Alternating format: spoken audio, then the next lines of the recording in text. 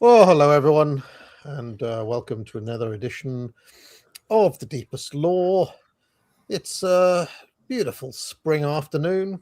Speaking of the afternoon, I'm joined today by Simon Roberts. How are you doing, Simon? Good afternoon, AA. Good afternoon, Panama. Good afternoon, Horace. Good afternoon, chat. I'm very well. I'm recovered from my odyssey to Swindon, which was it was a bit like walking around the set of 28 Days Later. Or parts of Black Hawk Down. Yeah. There were some protesters outside from Stand Up to Racism who pretty much gave up once the queue had gone inside. And there was a Star Wars prequel debate. And I met a few nice people there. Said hello to Bo and to Luca and to various Twitter friends. So there was pleasant socializing to be had.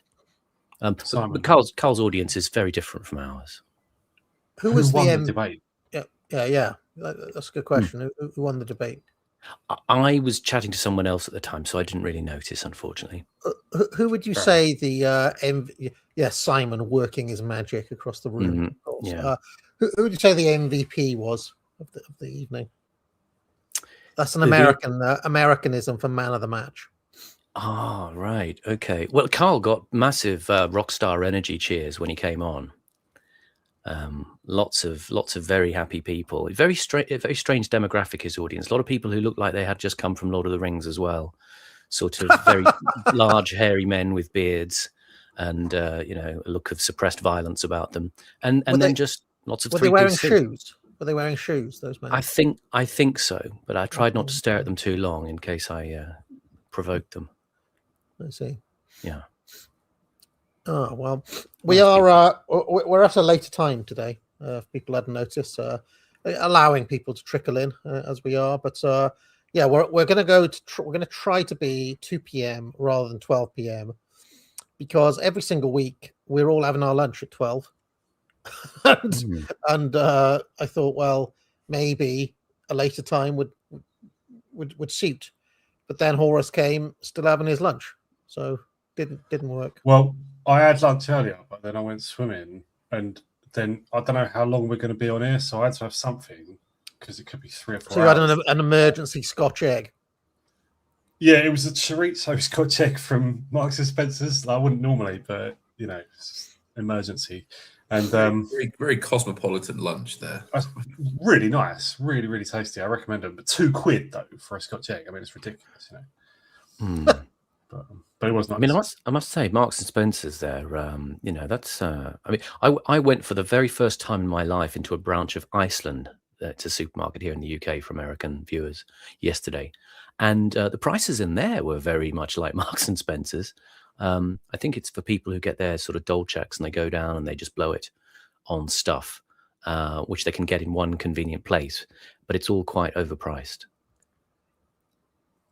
Do you remember what Iceland used to be called? No. Bee Jams. Who remembers Bee Jams? Someone in the audience. Oh, that's going back in the mists of time. Yeah. There's a shop in my hometown that used to be known as Gateway, but for years it was Summerfield. I mean, to give you an example of how long it's been Summerfield, I worked there when I was 16. And it was called Summerfield back then. For about the past decade, it's been called Co-op. You know that thing, Co-op. Yeah. But people in the town still call it Gateways. Yeah. I know one the other way around that's not been a co-op for years, and people still call it the co-op. Yeah, there used to be Safeway as well. That was like another version of Gateway. Yeah. Safeway, and Quick Save in some places. Was there one called Happy Shopper? That was an obscure one. Yeah, Happy It's a Shopper. brand, isn't it? That would be like that's in shop as well. that'd be typically in the sticks, so more towards yeah. your way in Wales. That would be. Yeah, but we had that. I think Happy Shopper became One Stop, and then there's also Euro Shopper, which you don't see much now since we left the EU. Wow. Yeah. But I remember you could sort of go in.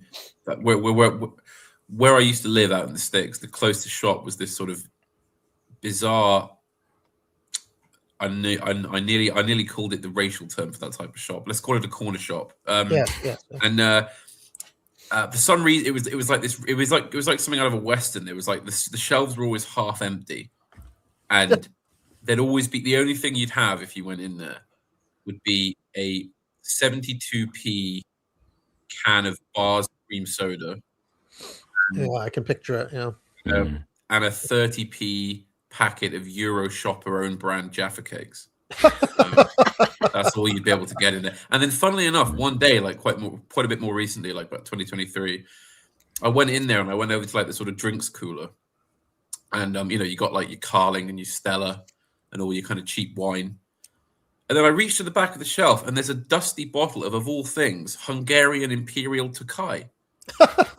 So how did this get here? This is worth a lot of money, and he's selling it for like £7.25. And I was like, oh well, I'll have that then. I don't know how that got in there.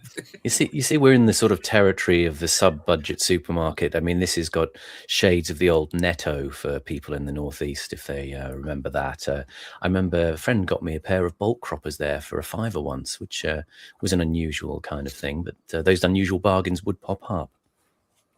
I've heard of Netto. I've never seen a Netto. They do have them in the southeast as well. Well, I was back in Wales over the weekend, just to visit my folks for Easter. Give AAA a run out by the sea and all that. And when I was a kid, right, there was an area in town, it was quite a big space that was known as the arcade. Right, it had one of those old-fashioned kind of clock faces, right? If you can imagine, it's kind of made out of like white wood front, if you can imagine it. And it was called the arcade. It's kind of weird. It was kind of a weird space, but you'd go in there, and there'd be an old-fashioned butcher where you could get like your old pork scratchings and things like that. They'd sell them in the front. They'd have there was a baker in there. There was a fishmonger in there. There was a deli, and when I was about 14, 15, we could go downtown for lunch, and I would go in there, and I'd for £1 I could get I think for £1 I could get a can of Coke, a pasty, and like a packet of crisps. That would be my lunch, right, from that deli. The entire place now is just a Poundland. I was devastated, absolutely. How many things like that are now just Poundlands up and down the country? It's disgusting. It's disgusting. And not even Poundlands; they're shutting down as well. Oh, it's just devastating. Couldn't stand it. I mean, how's a Poundland going to operate in this economy? My hometown has never had so many halal butchers. They are doing fine. People want halal meat, so there you go. Quote people. Did you see?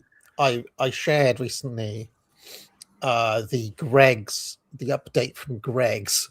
Did anybody see that? Chicken sausage roll. Yeah, I'll find the video because it's it's something else. The video itself. See if I can find it. But a lot of people pointed out immediately. Where's the demand? Where's the demand for chicken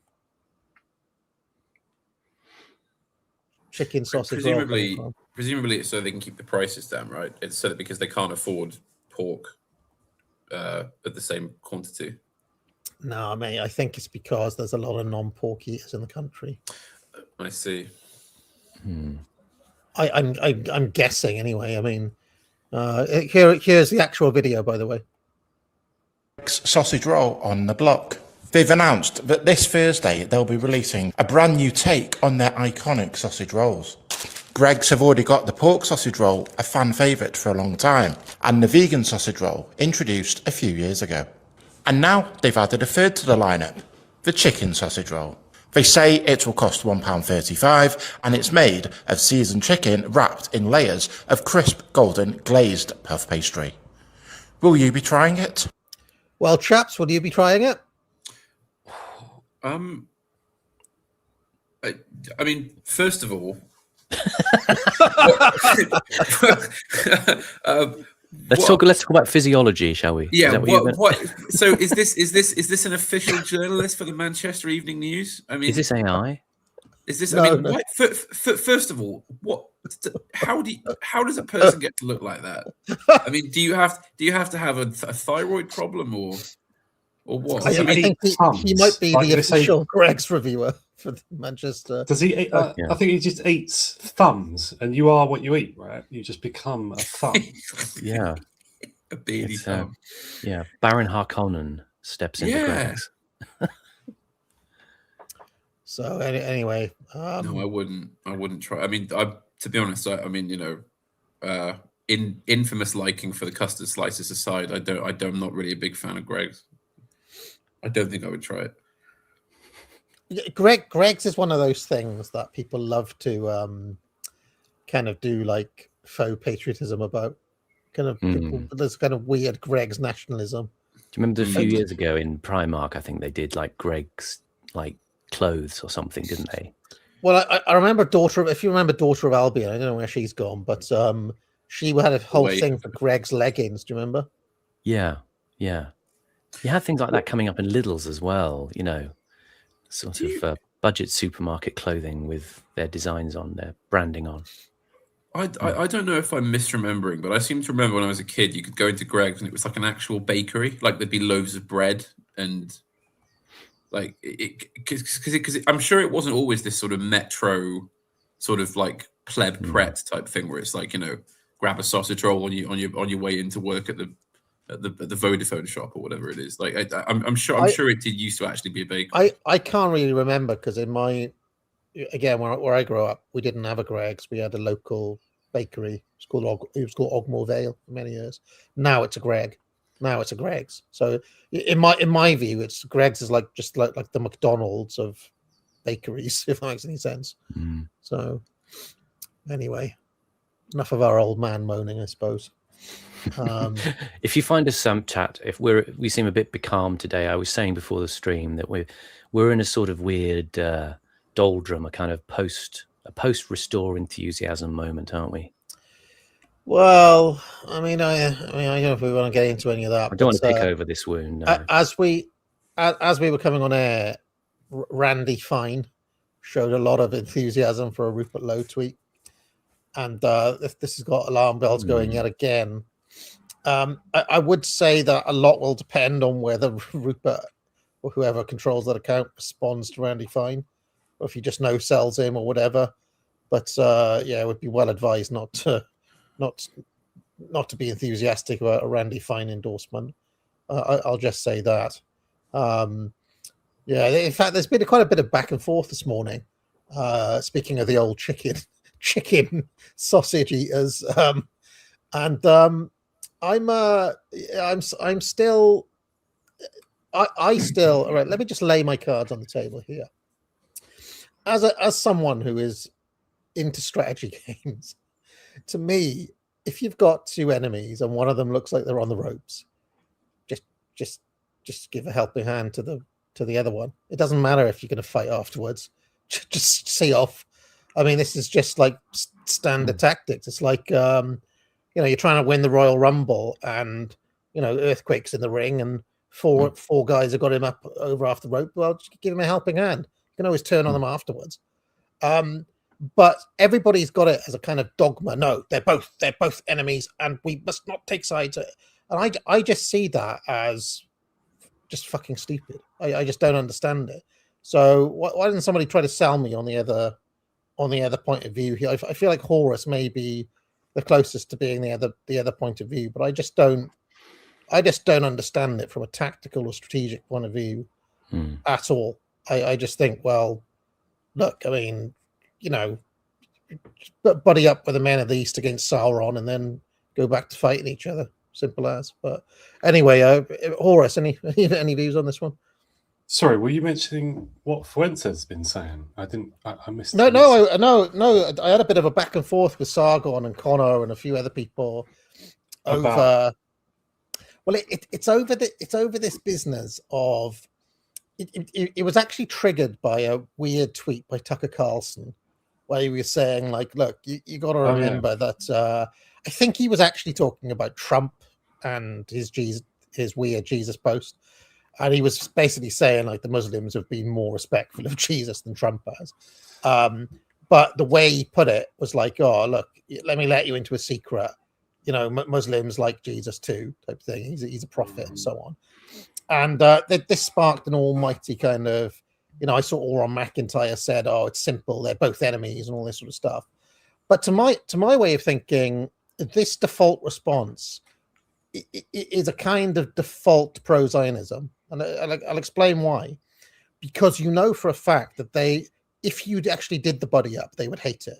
They would absolutely hate it. And they do everything in their power to stop the buddy up. They want to divide and conquer. So I mean, me just thinking, well, if they don't like it, fucking do it. And then, you know, they can freak out about it and, you know, whatever happens. And then afterwards, you can go back to the other fundamental issues. But I mean, I think this way I think this way about the globalists as well. I just think that every other enemy should be put on the back burner until you take this one down. You know, like a sub boss and an end boss.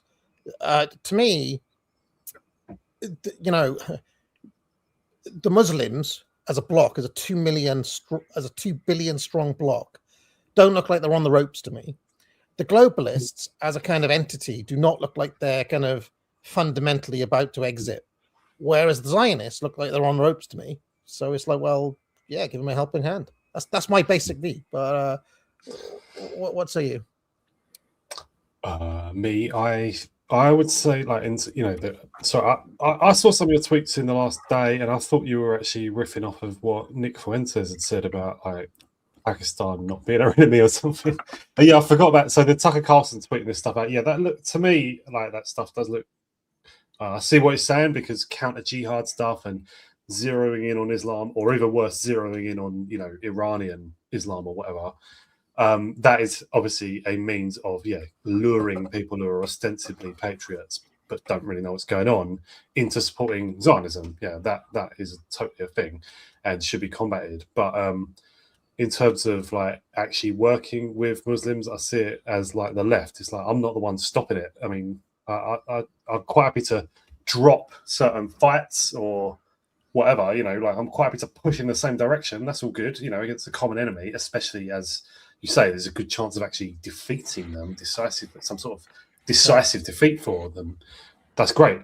But it's them stopping it. Like, I tweeted a couple of things this morning, because I think something you said in one of your tweets, I think last night, about, you know, we got a problem with Pakistanis in Britain, you know, because of the rape gang. But, like, it's not the thing of calling them Pakistani rape gangs is really, really overemphasized. Like, it is Muslims, like Glasgow, Newcastle, Bristol. It's Muslims of other countries and other ethnicities, Africans as well. Black Africans have done it. One of the issues with this, though, is that if you think about it, right, there are 2 billion Muslims, which is a lot of people. Mm-hmm. But unfortunately, a lot of scumbags end up here for one reason or another. Yeah, like a lot of scum. Western immigration systems encourage other countries to discharge their criminal populations in our direction. So we have no idea how representative the Muslims in Britain are of Muslims around the world. At any rate, I don't even want to interfere with, like, the whole Islamic world. That is where I sharply depart from neocons and counter jihadists and stuff, right? Zionists. I don't want anything to do with. I want to leave them alone. Just do your own thing. See, it's just when it comes, whatever's actually entailed in working with them, all seems like I don't know how, because my encounters, like, as with the left, it's like they barely even know who we are. They have no regard for us whatsoever, even if they do know who we are. Like the left, you know, people like Bastani and stuff, like, or Galloway or anything, like they despise us. And the same I've found with most Muslims, like they're not the slightest bit interested in even learning anything about us or talking to us, any kind of dialogue, let alone any kind of active cooperation. So it all doesn't really mean anything. And instead, we just get ignorant people like Carlson, who doesn't know what he's talking about when it comes to, Britain. And Fuentes, even worse. Fuentes is just a salesman of bad takes that help our enemies. I strongly reject what they're saying, which is this blithe sort of exoneration of Muslims. It's mad. Like, yeah, no, I get that. I mean, I'm not saying what I'm saying is, like, how can I put it? You understand what I'm saying, right? There is another issue. There is another issue, though, right? Because when I was talking to Connor and Carl earlier on, like, Connor Tomlinson seems to see Islam as his like actual mortal enemy, like that is his enemy, right? And I like, if you think through the logic of it, though, if you genuinely believe that of the 2 billion Muslims, if they are the absolute enemy, like they're the end boss, right? If you believe that, it strikes me that it's more coherent to have the Tommy Robinson line, or just like, right, buddy up the other way, join with the Zionists, be pro-Israeli, or as many Iranian diaspora, right, who hate Islam with every fiber of their being, they become pro-Israeli because they see it as their fight as well. Right. To me, if that is a genuine view of yours, if you see them as the greater evil, then you should be a Zionist. That's my actual view, because it makes no sense to try to have this like studied neutrality on a topic that will not brook. Like, people have tried to do the neutral thing, and look how the issue has crept up and punched everybody in the face. Yeah. To the point where it's destroying the global economy right now. Yeah. Yeah, and I agree with you there. And even if we only had to, if we were only concerned with our own country, like even here, it's, why are Muslims here? How did they get here? There's another group that came first and helped them and has done everything it can to support their growth here. So like, even if someone started trying to reverse Muslim immigration in Britain, started trying to send millions home, the main objections in actual fact, I think, would probably come from the chosen. And as strange as that sounds to some people, I think they will stop us. So it's like you have to just break that hold anyway. Like it's Levantine controlled politicians who have brought Muslims here and keep them here and stop us expelling them, which is what doesn't naturally happen otherwise, I think. One of the other things that I think is underexplored, funnily enough, is something that Adam Curtis has talked about over and over again in these documentaries we've been watching, which is what is, like, what people could say Islamism, global jihad, all this sort of stuff. And it strikes me that there is a Western role, isn't there, in kind of creating a more extreme version.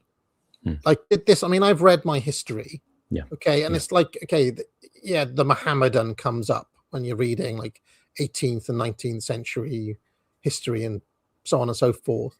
But they do not come up as a kind of extremist thing, or as a terrorist thing, or as a, blowing themselves up in London sort of thing.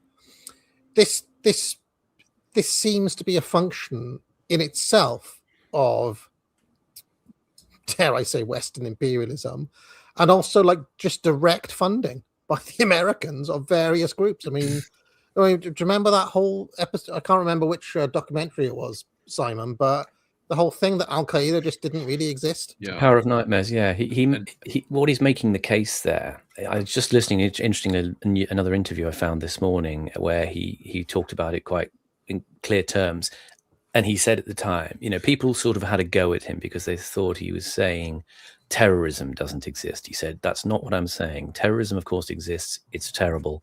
Attacks are terrible. The suffering, the violence is terrible. He said what happened with the so-called Great War on Terror was that Al-Qaeda, as it was framed, was made out to be a kind of apocalyptic Bond villain type organization. And he said, what I was aware of, what was going on in people's heads at the time, listening to this, they just sort of went, no, I don't believe that. what he was trying to identify was the sense in which they were being overinflated as a feature of, modern Western propaganda. So it's obviously part of a bigger theme of his of extracting yourself from the ideological frames that you're put in by these, let's just say, exaggerations that appear in culture and propaganda. How do like the Tommies of this world deal with things like it was Iran and Syria that were fighting ISIS, or the fact that Jelani guy is allied with Israel now, and things like that? This is it, though. They don't. And the answer I was going to give to your question about, I mean, what Tucker Carlson said is, at best misguided, basically, and at worst inflammatory. But I mean, you asked about the views of someone like, Connor Tomlinson or Carl Benjamin. I mean, you have to remember these aren't serious people. This is why I don't pay attention to anything they do, because the problem you have when it comes to dealing with Muslims or Islam as a concept in Britain with people like, say, Carl, is that all they can really do is sit there and be the reactive force, right? They're not thinking on the level that, say, you're thinking about how it works geopolitically or how it works in terms of political strategy. It's literally just a case of the kind of road down near me has got Muslims on it now, therefore I'm angry. And the problem is, I think that on the right, we've basically kind of coddled that view as a kind of be all and end all. It's like, right, well, if there's Muslims down your street or there's blacks down your street or whatever, then,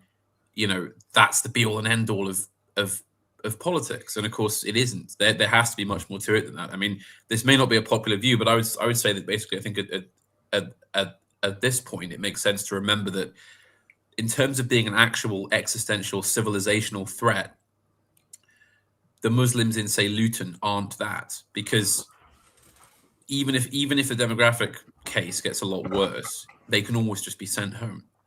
Yeah, really. Like you can always deal with that down the line. The real threat, or at least the far more pressing threat, is the Jewish-controlled government. That's just obvious. It's. Or you could say the Zionist one. So the Zionist. Yeah, the Zionist government. I mean, so I think as I say, people like Connor Tomlinson or Carl, they only exist because they're feeding an audience of not particularly intellectual people who just feel upset about Muslims down the road, which is fair enough. I mean, that's the thing, be upset about that.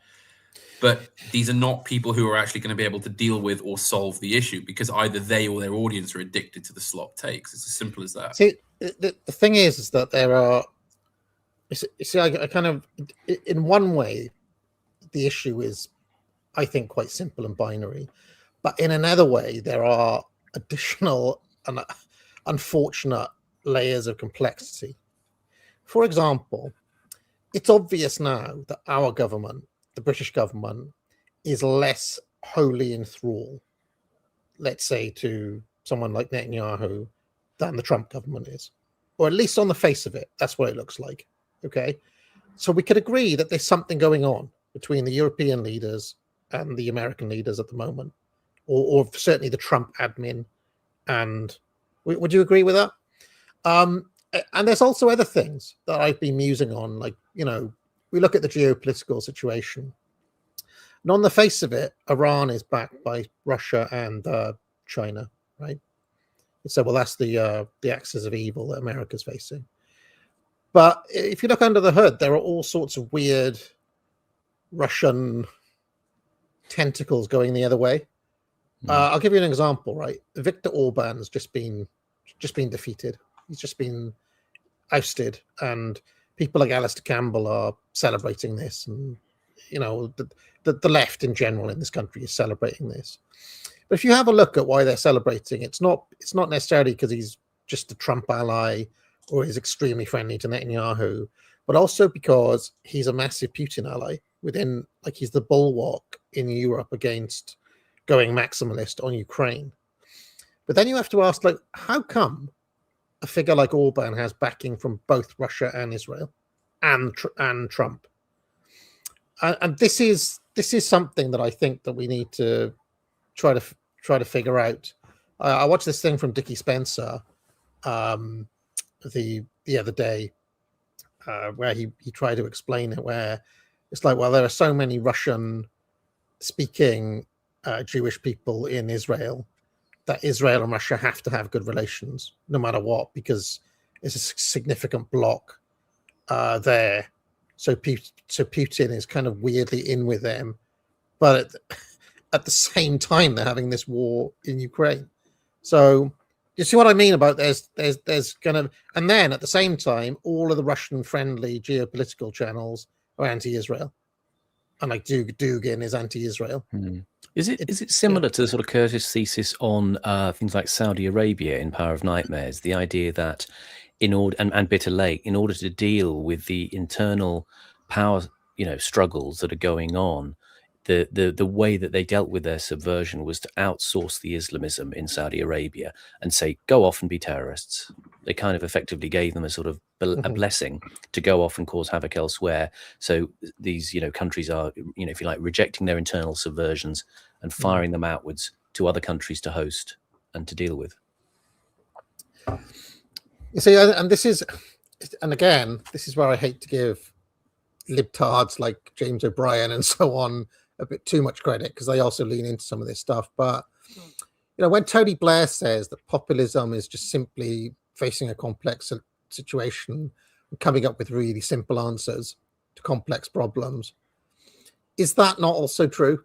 That like populism doesn't want you to look into all those things, just wants you to headbang in a way, or just wants you to be like, oh well, the enemy is Islam, or I don't know, you could take it in a different way, the enemy is Russia, say, or whatever.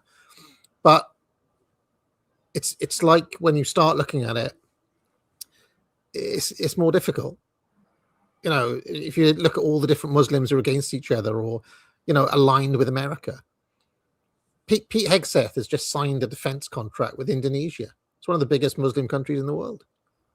So I don't know, but whether these, maybe you're right, Panama Hat, these sorts of things don't really concern the Tommy Robinsons of this world. So because obviously he's literally just there to leverage support for Zionism. I mean, he's there explicitly to get who are you talking about, Simon? The kind of beardy hobbit types who go to Swindon to see Carl Benjamin. He's there to get them cheering for another war in the Middle East. I mean, this is it. I mean, again, may not be a popular view, but as you alluded to, AA, this whole narrative around Islamism that's pushed by people like Douglas Murray, who does it benefit? Who has actually benefited from that? Israel. Yeah. The American war lobby, right? That's the only people who have got concrete benefit out of that narrative. Everyone, all the Brits who read Douglas Murray back in the day and started talking about the danger of Islam and Islamism and Islamofascism and all these kind of buzzwords. Where did it get them?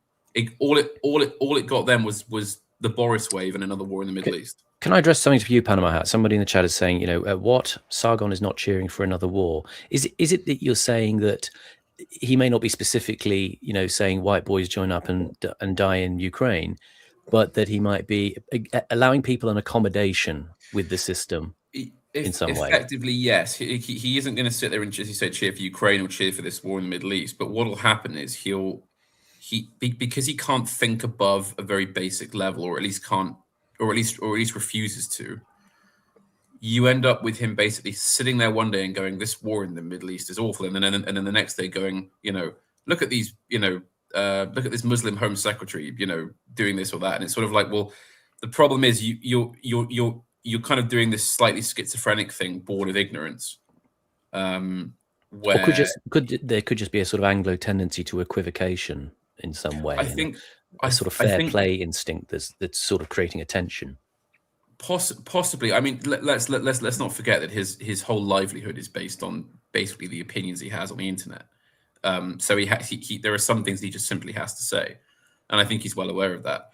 And I should add, by the way, this is not a personal attack or anything. This is just I don't particularly like his work. But there's a whole problem with the fact that I think that over the last few years we slowly entered a different political paradigm, and some people are stuck in the old world, where it's just all you have to do is complain about, Muslim immigration, when, it's quite obvious that there's a lot more to it than that. And the problem is that you can't simultaneously play both narratives. Like after, I think it was before Restore became a party, but Lowe was already sort of like the rebel MP, all through last year. Carl did an interview with him, and immediately, but made a point of trying to associate Tommy Robinson with Rupert Lowe. Like, he saw Rupert Lowe as the up and coming thing, and he thought, got to get him together with Britain's premier Zionist, multicultural, pro-immigrationist, which is Tommy Robinson, which is what he actually is. He is, unite the kingdom, racial unity. That is his message, right? Can I just say, to be fair to Carl, I just want to say, like Panama, I mean, we're just examining the mechanisms. That may be bad judgment, but it's extremely bad judgment. It's really bad. It's like trying to ruin Lowe. Maybe not intentionally, but anyway, sorry. Well, one question. Sorry, I didn't mean to stop you, Simon. No. I just wanted to get my apologia in there, because it's definitely not personal towards Sargon and his channel. It's trying to look at the effects of what is being said or done. That's what I'm trying to understand. One question I've got for all these people who still kind of lean on counter jihad type stuff: how do they account for the fact that Muslim Home Secretary Shabana Mahmood has locked up more pro-Palestine protesters than any other Home Secretary in history? I mean, it was just 500 just this past weekend gone. That Dr. Al-Adawan's not allowed to post on social media anymore. I mean, she has been very hardcore for a quote unquote Muslim Home Secretary. And this is something I thought immediately when Mahmood was made the Home Secretary, is that all the rightoids would moan about it, but I had a feeling she would be way more hardcore than any other Home Secretary we've ever had. Just because, I won't comment on the numbers as yet, because I don't follow them as closely as you do. But assuming that's true, then I think what a lot of people simply can't grasp or don't want to grasp is that all the things that people love to talk about, the party politics, the by-elections, the MPs, Parliament, what's old Keir Starmer up to this week, blah blah blah blah blah. It's all basically pointless to talk about that in a certain sense, because the way that the system operates is based on forces that don't respond to immediate control. This is something that Scrump has been very clear about in recent times. Is that if effectively, as silly as it might sound, because he's got a big majority and a more sympathetic apparatus, Keir Starmer has effectively as much power as Liz Truss did. It's just that they're basically there to manage the situation and to present. They're basically there to drum up support for things that have already been decided, as opposed to actually deciding upon them. So in effect, if you like, it wouldn't have mattered who was in at that particular moment. You still would have had a Boris wave, even if it had been Rupert Lowe or Steve Laws or something like that. The Boris wave would still have had to happen under the logic of the system. That's why the only way to really get past this is to basically reframe all your assumptions about what the system is. If you're, as long as you're working under this liberal democratic kind of market force framework, it doesn't matter who you are, you'll still end up doing things like the Boris wave. That was actually something that Tucker Carlson did very well when he was interviewed by Victoria Derbyshire. That was one of his best ever outings from Tucker, because he was asked about Keir Starmer and he just laughed and said, as if Keir Starmer's in charge. And that was the first time I'd seen like a major mainstream figure immediately shift from like personality politics or individual people to an actual structural look at the system. Well, it was very interesting that Tucker did that.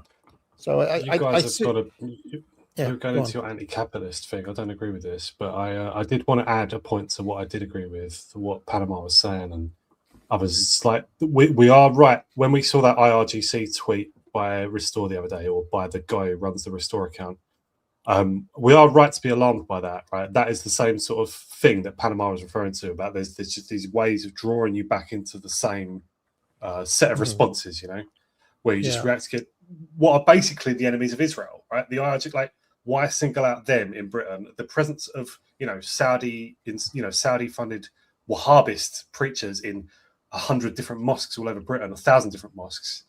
That is a serious problem. I don't see, that guy who runs the Restore account tweeting about that. He specifically, probably at the prompting of like some Zionist friend of his or something, or just some ignorance, I'm not sure, but at the prompting of someone basically asking him, can you signal to our side? He's then gone and signaled to the Zionist side, right? Like that is genuinely alarming if you think Restore is worth anything. So we were right to react against that because they're singling out Israel's enemies. That is a Zionist thing to do. Yeah. It's also worth pointing out that when they say the IGC quote unquote funds terrorism, it just so happens that the groups it funds are also all Israel's enemies. It viewed out in the cold light of day, because Hezbollah, the Houthis, Hamas, etc. Viewed from their point of view, they're all just freedom fighters. If that makes any sense, it's not like they're funding the guys who did 9/11 or something like that. They're actually people in the regional conflict. Hamas specifically, I don't know about Hezbollah, but Hamas are specifically murderers of civilians. I think people are right to object to that. I can see why Iran supports them because they're a problem for Israel. They're a way of, and obviously they do real damage to the Israeli military as well. So it's an asset to Iran. But Hamas are proper scumbags. They really are. The backing of them as well, though, is something that has got interesting and leads to interesting places too. I've seen a lot of people kind of, how can I say, it took Iran a long time to do anything. If you noticed, like during the genocide and they just didn't do anything for like 2 years. If you noticed, and it was leading a lot of people to wonder, like, are Hamas even in touch with the Iranian government? I think the other way around. I think that's probably they probably knew Hamas were going to do that. They were like, yeah, let it play out. Hamas probably did. I think what Stryker and Warren said about this, like, Hamas did what they did. It's shocking. It's like, criminal in some ways, but like they did it to break what was being achieved by the Abraham Accords, right? To stop the settling into place of a new order that absolutely would have betrayed the Palestinian cause, right?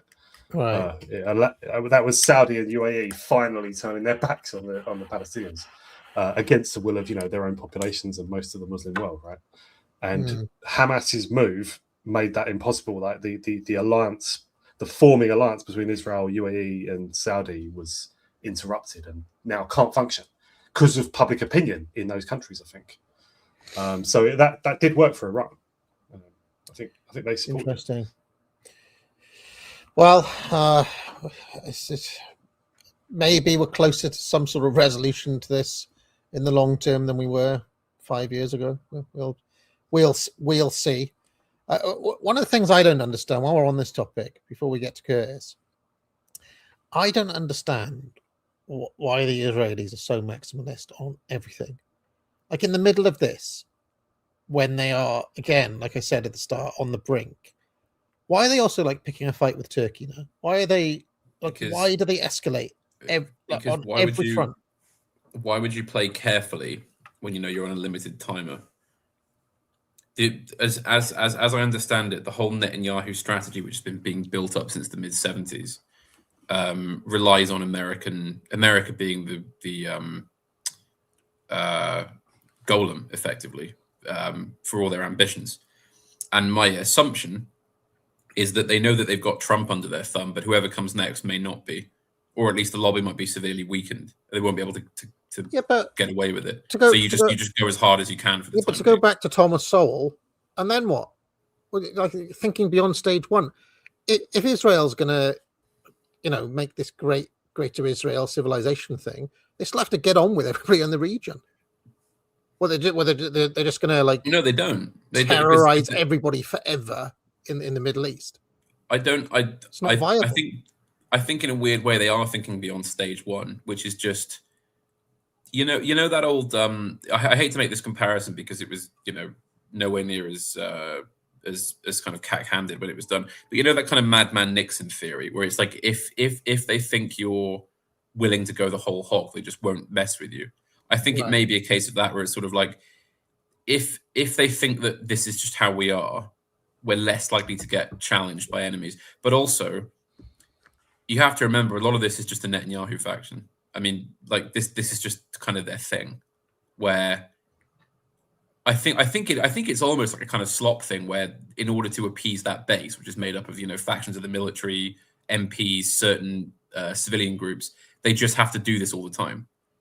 Basically, it's like they just have to go for whole hog, forever, as long as they can. It's not a long term. It's just not long term viable. At some point, the country of 9 million people is going to get overawed by, I mean, Turkey's a massive country. Iran's a massive country. How are they going to beat them? To be fair to them, it's been long term viable since 1948, where they've just done the most horrific things to all their neighbors and got away with it. Yeah, They haven't had to change that strategy in over nearly a century now. But they were up against the Egyptians. Are shocking. The Egyptians were shockingly shit in 3 wars. I mean, my dad was telling me. I was saying like, we were going over like 6-day war and Yom Kippur and so on, and he was saying like, look, the Egyptians were doing things like marching into a place, the Israelis would hide, then the Egyptians would be surrounded, like holding their cocks. So they got shot. But it's not. But remember, it's not so much that as much as like that. They could have done that and simply sat on the win, but they always go the whole hog, don't they? They always commit a war crime when they don't have to, right? And then they'll say, "Oh no, well we absolutely had to because Judaism is under existential threat, so therefore we had to do all this type of thing." That's just the logic on which they operate. I think it may literally just be in their nature, in the same way that it's in the nature of the Egyptians to be bad at strategy and tactics. It's just in the nature of the Israelis to always go absolutely maximalist on all their war aims. The point I'm making, though, Hat, is that, okay, you can do it to the Egyptians, that's one thing, and you can pay off the Egyptian government indefinitely, which is what Sisi is, right? But, like, it's another thing trying to do it to Iran, and another thing to try to do it to the Turks, and another thing to try to do it to the Turks while you're already fighting the Iran. But if that's all you've got, but I mean, that's all they have, because for the time being, they have an America which has been proved by Iran. America will follow them down any rabbit hole. If Israel decides tomorrow to start bombing Turkey, there's nothing to say the Americans won't go, right, we're straight in with you. Let's get the Navy down there and bomb Turkey into the dust. Well, Turkey when they can't even take Iran. Because they don't need to take them. You don't need to kill someone to get them to back off. Like, you have to remember that the level of stakes at which this game is being played. That's it. You don't need to. I mean, I'm sure they'd like to existentially get rid of Turkey and Iran and all these different countries, but for the time being, they know they can just get away with playing the bluff game. When you're playing high stakes poker, you haven't got to literally kill your opponents. You just have to get them away from the table. Oh well. Maybe this is some level of strategy I just don't understand, but I just can't see it persisting for, indefinitely. If you look at any successful country, there's a moment where it has to consolidate and, just make peace with your neighbors. And that's true. Basically. But what I'm about to say is reductionist, but that's true of all strategies, is that no strategy works indefinitely, right? I mean, and look how much success Israel has had so far. They've got everything they wanted off the back of America, basically, and just off the back of being a bunch of crazy war criminals. Audacity has paid off for them. They found that, so that's become their doctrine, sort of thing. Yeah. Why would you stop now when the going is? I mean, admittedly, it's not as good as they hope because they're getting bombed a lot, but they're still basically achieving their aims. There's one thing I would like. Just when you were saying that, I thought that I wonder if they made. The Samson option is supposed to be like a leaked secret, right? But I wonder if they made that known to the world, basically in the same thinking, right? Almost certainly. They linked it themselves, By the way, we have nukes pointed at London, Paris, Washington, Moscow, Berlin. To let you know. It was always just a threat. It's not actually necessarily what they will do. But then, it's just if that's the case, how come the European powers are being so belligerent now? How come Spain, has Spain got a death wish at the minute? I think that is literally just misplaced shit libbery, if that makes sense. Where it's not that Spain has a death wish; it's that Israel is so removed from the liberal paradigm that Spain is used to operating on that they just fall into line against them, basically. Like for the same reason that all these like leftists in every British university are so anti-Israel. Because they just seem alien to that world, of kind of peace and love and granola, don't they? I think that's what it is. Also, I get the impression that at this point Spain has other geopolitical games that are being played, but I don't know what they are yet. But I think the basic reason that you get people like Macron and Sanchez and kind of average pro-Palestine lefties opposing Israel is just because it's anathema to the programming. You can't be kind of a sort of crying over George Floyd and also cheering on crimes in the Gulf unless you're Israeli. Right. Yeah. All right. Just a little side question as well. If either Netanyahu or Trump or whoever were to manage to at least sort of get us close to some sort of conflict with Turkey, well, get themselves close to some sort of conflict with Turkey, where do, say, the governments of Greece, Italy, Spain, Bulgaria and stuff, where do they stand on that? Like, they're generally pretty, Maloney, I'm sure she's pretty pro-Trump, right? But like, Greece, Not recently, okay. She hasn't been. Maloney has been very vocal on this past week or so. I think this is ultimately behind the US push to leave NATO. See, to be honest, I'm all up for that. Like, as long as like we don't find ourselves with most of Europe siding with Turkey, as long as that. No, but that's what I'm saying. If Turkey is attacked, Article 5 has to be triggered, and if America's not in NATO, it doesn't come to Turkey's defense. Well, but can't we at that moment just withdraw and say we're not honouring, like, NATO's dead? Can't we just say that? I'm not fucking I will literally. We could, but it would probably take a more decisive leader than Keir Starmer to do that. It would probably. So if that happens, does Keir Starmer actually declare war on America on behalf of Turkey? No. Or on war on Israel anyway, like on behalf of Turkey. No, I don't think so. I mean, the only way the current governing elite would pull out of NATO from a European side would be by complete mutual consent, and there'd have to be a replacement organization set up waiting, because there's no way they'd abandon that as a kind of mutual pact. I just don't see that happening. But I don't give it much credibility, but it does oddly, in a strange way, make sense, AA. And I know that you noticed this the other day and you were kind of critiquing it.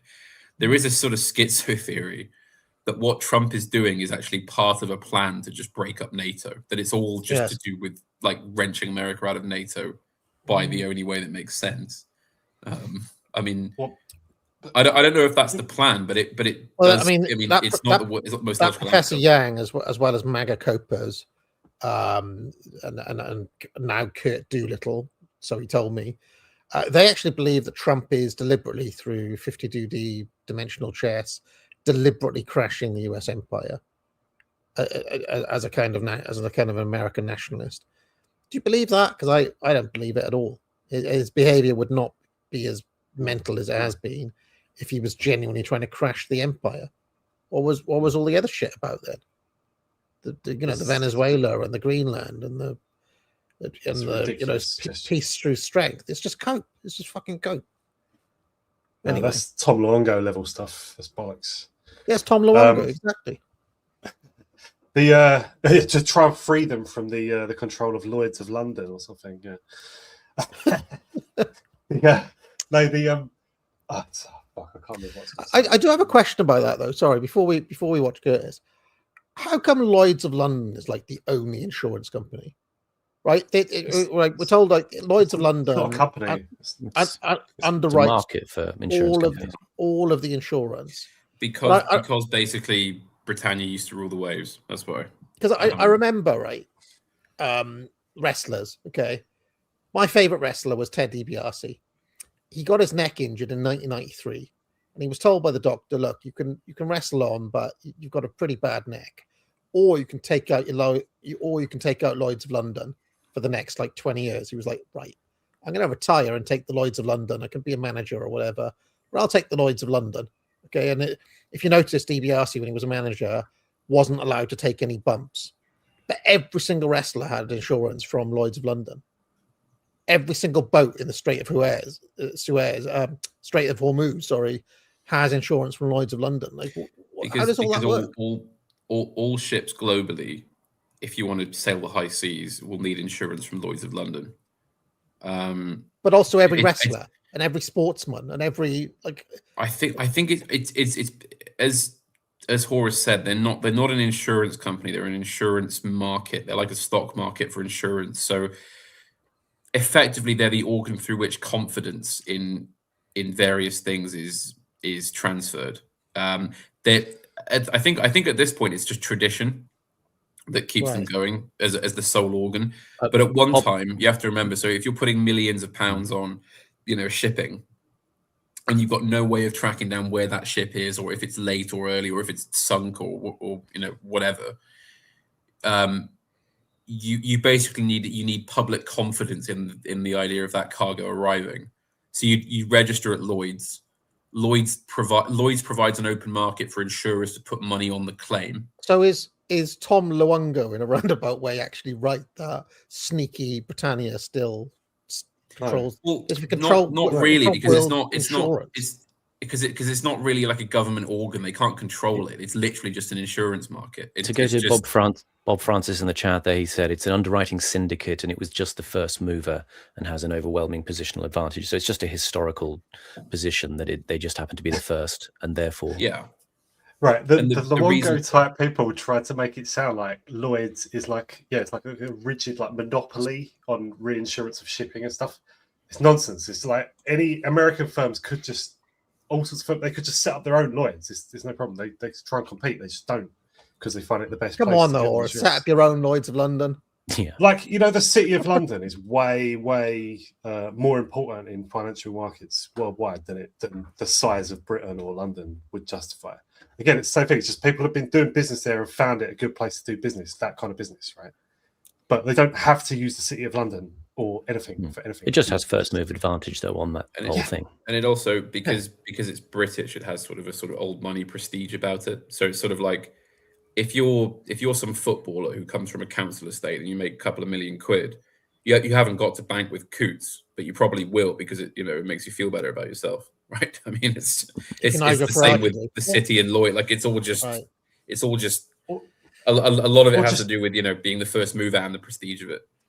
Or when you're a young footballer of 18, you sign your first contract, you suddenly start making loads of money. Just the older footballers at your club say, "Yeah, I bank with Coots. Yeah, bank with them. They're great." And you just do that. You don't even think about it. Loads of people get your insurance with Lloyd's London. Right. Just, set up your company, also like register your company in the City of London. Like on the London Stock Exchange. If not the New York one. But all these things can be competed with. It's just they haven't successfully been competed out of business. And if you're a global shipping company, you need the connection. You need the exposure of registering with something like Lloyd's, even if you're from Thailand or South Africa or something, because that's where most of the underwriting is going to be going on, because that's where it's always happened. So that's the reason it's so relevant now. That global shipping's been internationally disrupted, and most of the action on insurance is going to happen at Lloyd's as opposed to anywhere else. But in the interest of value-free analysis, I have to say this, okay? The kooks, as much as I hate them, right? There's a weird way in which things that the kooks would have predicted have come true. Okay, and I'll just point to a few of them. Okay, and in fact, there's kookery within Iran as well. Even my dad has some levels in this. I was talking to my dad on the weekend, and he was saying you've got to understand that the mullahs have always been agents of Britain in Iran. The British brought the mullahs to Iran. I was like, come on, what are you talking about? He was like, yeah, go. I was like, what? They 300 years ago under Elizabeth I. He was like, yep, go and have a look. And I went and had a look, and there were these two brothers called the Shirley brothers who were hanging about in the court of Shah Abbas at the time of Elizabeth I. And I was like, okay, right, there were some British there. I couldn't really find any evidence that They were like, no, they have always. I was like, what do they do that for then? I was like, actually, ridiculous view from you. It was like, no, they wanted Iran was doing well, and they wanted to keep the people low with superstition. That was his view. And he was like, look, you have a look. Every single one of these mullahs has got ties back to Britain. They went to university here, blah, blah, blah. And they even secretly backed Khomeini and the revolution as a way to get back at the US for fucking up the Anglo-Persian oil thing back in 53 or whatever. And right, and but then you have a look at it, and it's like, well, the British aren't getting involved in this war in the way they have with other wars. So there's been a weird amount of IRGC on the BBC, and then you have a look at other things. Trump is feuding with the Vatican, which is always like the Vatican is always in kook stuff, right? There is a kind of split between London and Washington on this. So it's like, in a weird way, the kook analysis does kind of like you can see that there's something there. It's not nothing there. Would you not? Yeah, but that's all kook analysis is. There's something there. That's it. That summarizes their analysis. So everything they've ever said. The problem is something. It doesn't scale. It doesn't scale up. I mean, yes, Britain has massively interfered in Iran, say, over its history, as we have in many countries. Problem is, we just like it's just not like there's it's not Britain keeping the Mullah regime in power post 1979, is it? Like, it's just not true. It just functionally isn't true. If anything, we would have, if we wanted to interfere in Iran to that extent, we would have kept the Shah. We would have made sure the Shah stayed in power and was giving us all the concessions we wanted. That we wouldn't have put the mullahs in. It doesn't make any sense. No. The problem was the Shah was going to sign a new oil deal with the Seven Sisters, and that fucked over BP. You see, the Shah fucked over the Anglo-Persian Oil Company, which became BP later down the line, for the Americans, and that was intolerable to London, and therefore secretly the French and the British secretly backed Khomeini. This is a narrative. This is a narrative that goes on.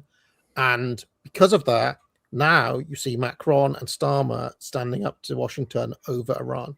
You see how there's it's just see how they win over simple minds. Yeah. It's standing up to Washington over Iran. Like, it's just not happening, though, is it? All right, I'm bringing back the bell from All Watched Over by Machines of Loving Grace with respect to Piotr in the chat. We're an hour in now, and do you remember how last week we were talking about, when we were talking about Meowth and Team Rocket and Pokemon, and we were saying, "Oh, we can't do this next week. We're gonna have to sit down and watch a full hour of Adam Curtis." Look at it, an hour in, and we're just here talking about bloody Lloyd's of London. Yeah. If you could do a test, right? Do a quick symposium on the truth about world history, right? The hidden truth about the empire that never died. Get on Luongo, Cranar, whoever they want to invite on, some other cretins, and look at the quality of your comments or the comments on Twitter when you post it on Twitter. And it would just be a load of people who've never read anything except one book, right? Just they've read one book. A rich poet, whatever. That's all this stuff is. It all consists of people who just go, "Oh, there is something there. There is one little connection, and there is one little connection there." It's just bullshit. They just don't read, they don't learn, they don't cross-reference things. And that's all it is. Just idiots. But try it. Get those guys on. At the same time, though, Horus, the Iranians were burning an effigy of Baal. Right. I've got a friend who believes the Baal stuff right now. Red meat to the kook. Because if you have a look at their maps, it's always Baal standing above, like Baal stands above the Zionists, the Vatican, who's the third faction? The Masons or whatever, which is London, right? The Royals. So it's, I'm just saying that there's. I'm gonna have to because it keeps on coming up. At some point, I'm gonna have to look into it properly. But it's kind of irritating. You've hit the bedrock of it already. You have looked into it properly. You've given it as much for hearing as it deserves. Have you heard the term safe edgy? Yes, yeah. You know, where you sort of make ethnic jokes about the French or something as a way to avoid I mean, a lot of the Kooksphere stuff will say, oh, it's the Vatican, it's the Masons, it's the royal family, it's the lizards, as a way to avoid saying it's a certain group of people that live in a small country in the Middle East, right? I mean, worshipping Baal, as bad as they may be, the Vatican doesn't worship Baal, the Masons don't worship Baal, blah blah blah blah. The one group that insists they have to have legalized abortion in order to carry out their religious practices is all right. I know. Come on, right. it's that. Okay. Forget about that. It's that group, right? Also, come on, Simon's gonna have a head here. I'm just responding to the chat. Settle this once and for all. Press 1 in the chat if you think Meowth is a Pokemon. Press 2 if you think he isn't a Pokemon. All right, come on. Simon's just bursting to talk about Sabaton Francus. No. All right. Okay. So, idea that had begun with complexity theory in the early 1990s. Yeah, we gave you complexity theory for a whole hour. Plus Greg's sausage rolls. Fucking brilliant. It said that the world is too complicated for us as human beings to understand.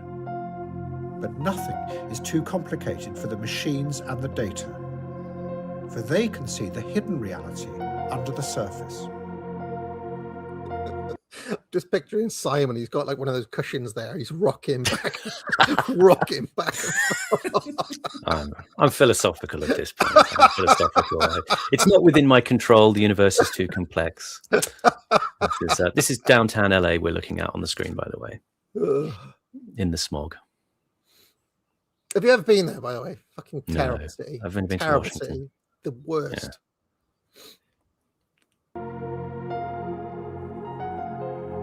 And this new fragmented way of ordering reality into patterns was going to spread. And as it did, it would detach human beings even further from understanding what was happening in the real world.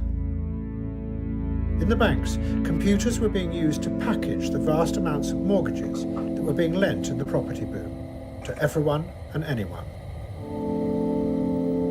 The computers cut up the dangerous high-risk loans and recombined them with other, safer loans.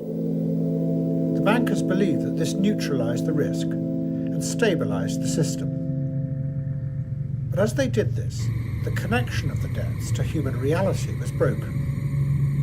Instead, they simply became patterns of millions of fragments of meaningless data moving harmlessly around the system in the server farms.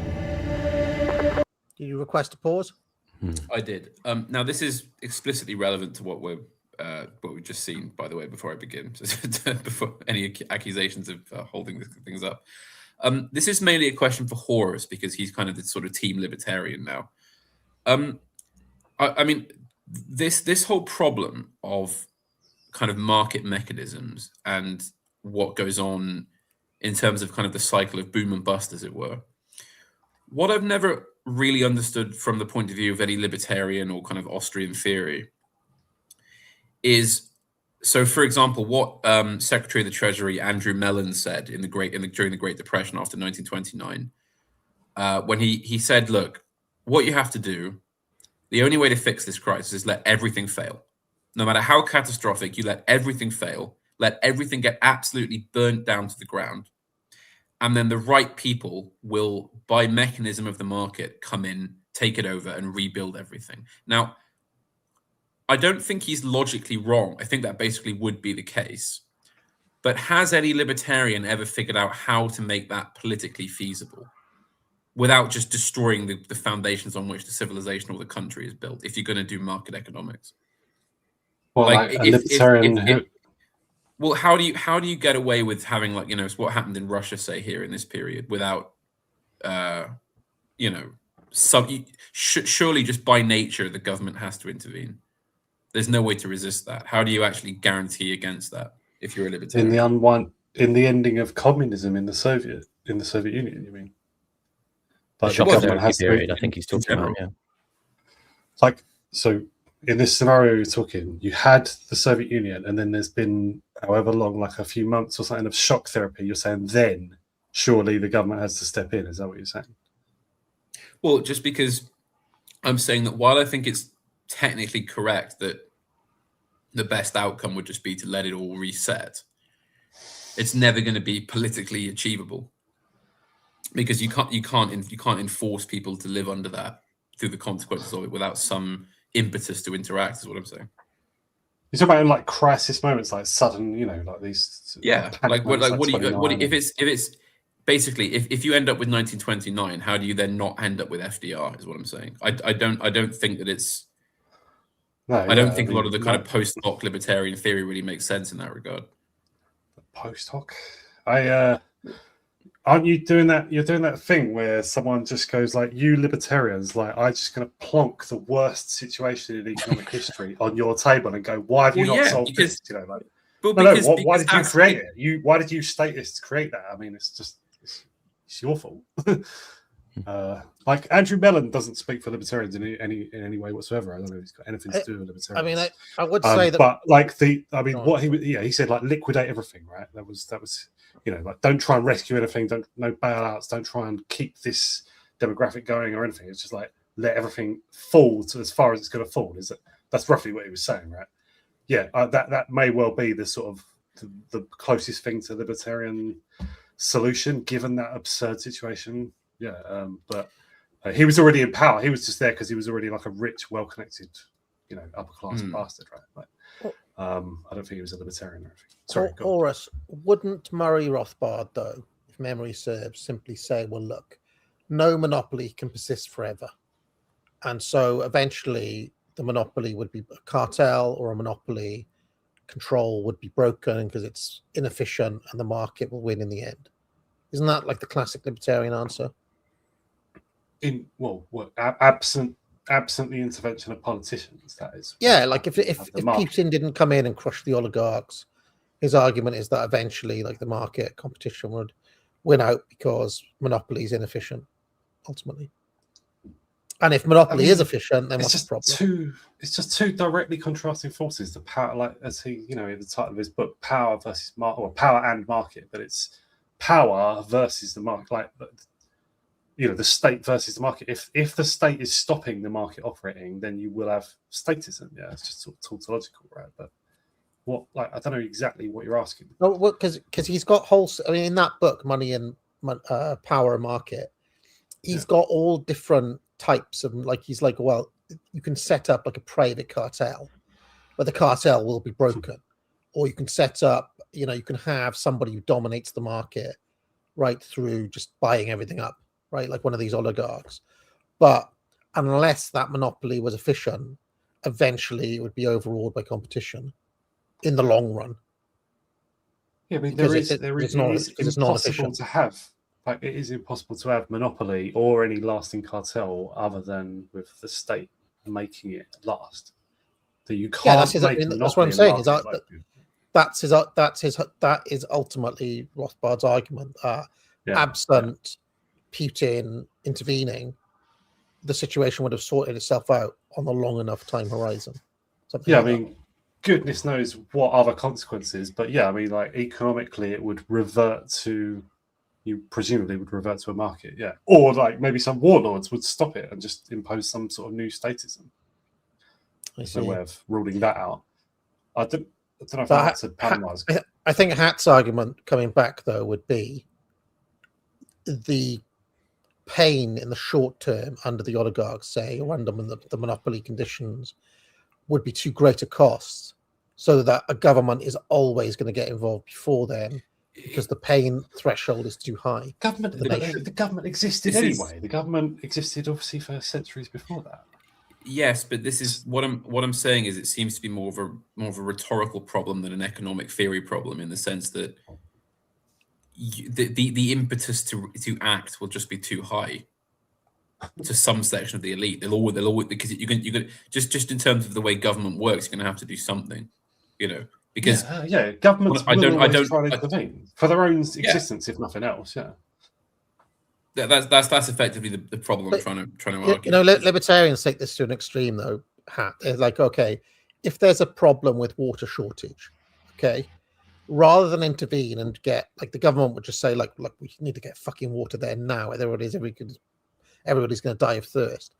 They say, no, don't do that. The price of water will rise, and people, enterprising spirits, will get water there. It could cost a lot, but the market will actually be more efficient than the government in getting water to that situation. Given that people will pay the price if they're thirsty. To address the thing about like what governments could or should or whatever will or what we'd expect them to do in times like 1929 and the few years after that, like Rothbard's book America's Great Depression is supposed to address that. He's saying he does talk about the measures taken after the Depression, but he does also spend, I don't know, the first half of the book or something talking about why there was a depression, why there was the Wall Street crash, which he distinguishes the two things. But he's saying that is entirely created by the Federal Reserve System and their particular policies, but even like with better policies, they might have caused it anyway.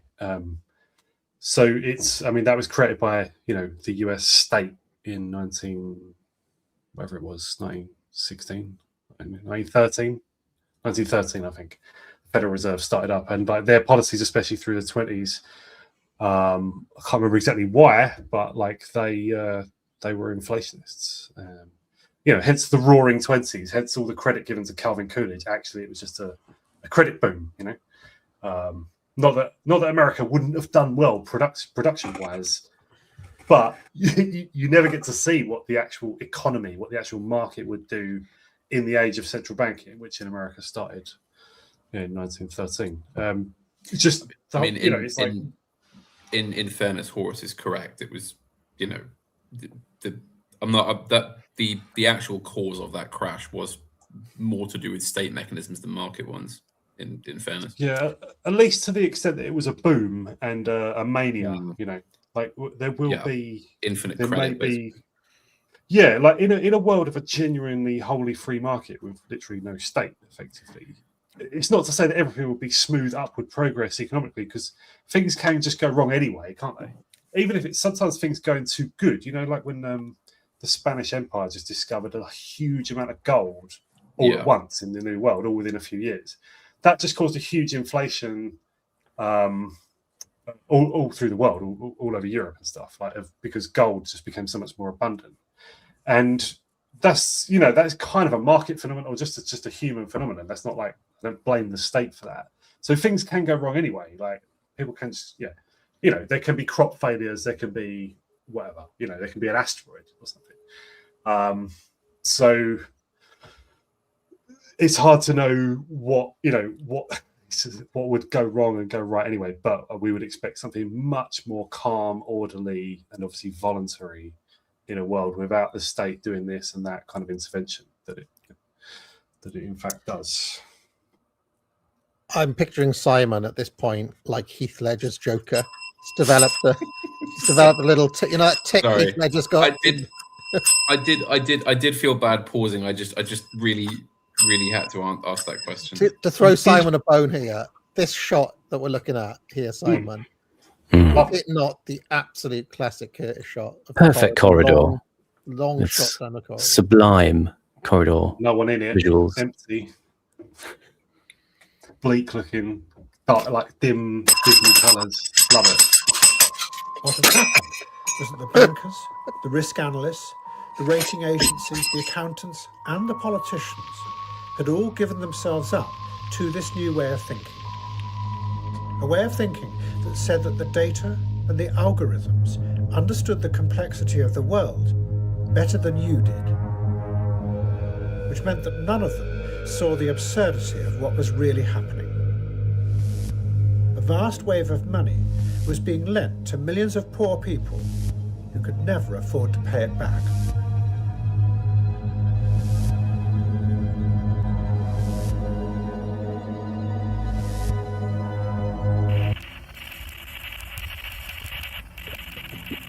Pause.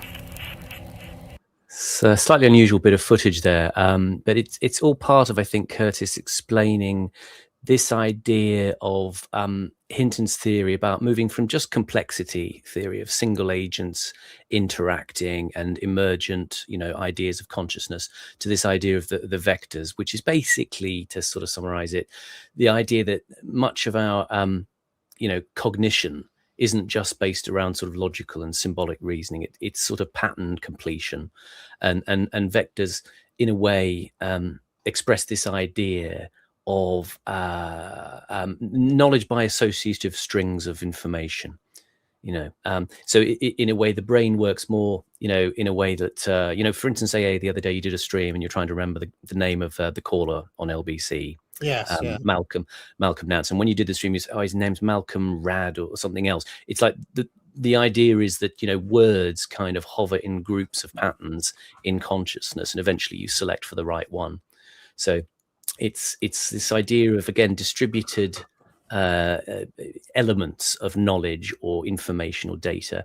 And it's a bit left field, but that bit of footage that you saw there was actually footage from the investigation into the Hillside Strangler, which was some serial killer murders that were going on in LA in the late 70s. It was a body of one of the women who was murdered being discovered. I mean, basically, it's an illustration of distributed instances of behavior, because there wasn't just one Hillside Strangler. There were two guys who were following these patterns of destructive behavior, but in this kind of shared pathology.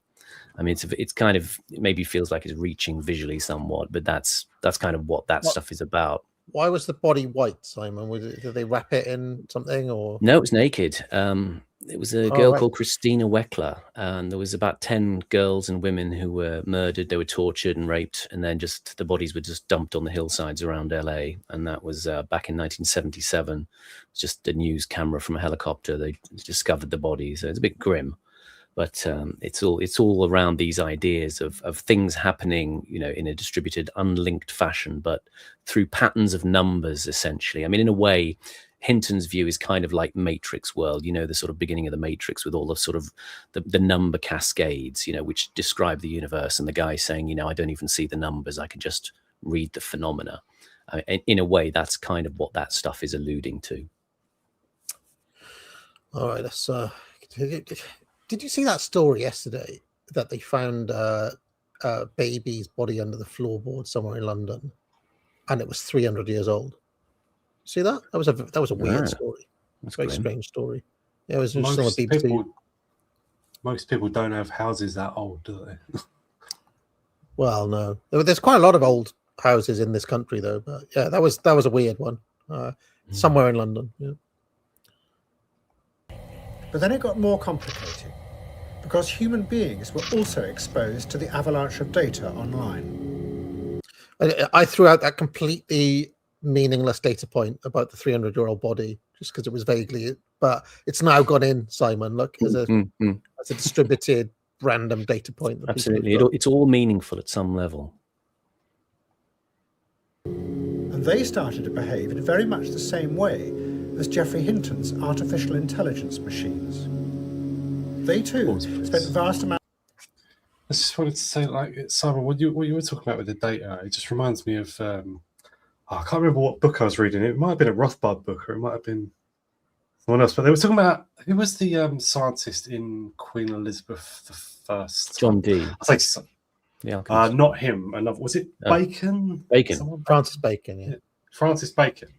The criticism was, it might not have been Rothbard, I'm not sure, but it was just that he was a gatherer of data, like in olden terms, but just like enumerating things and stuff.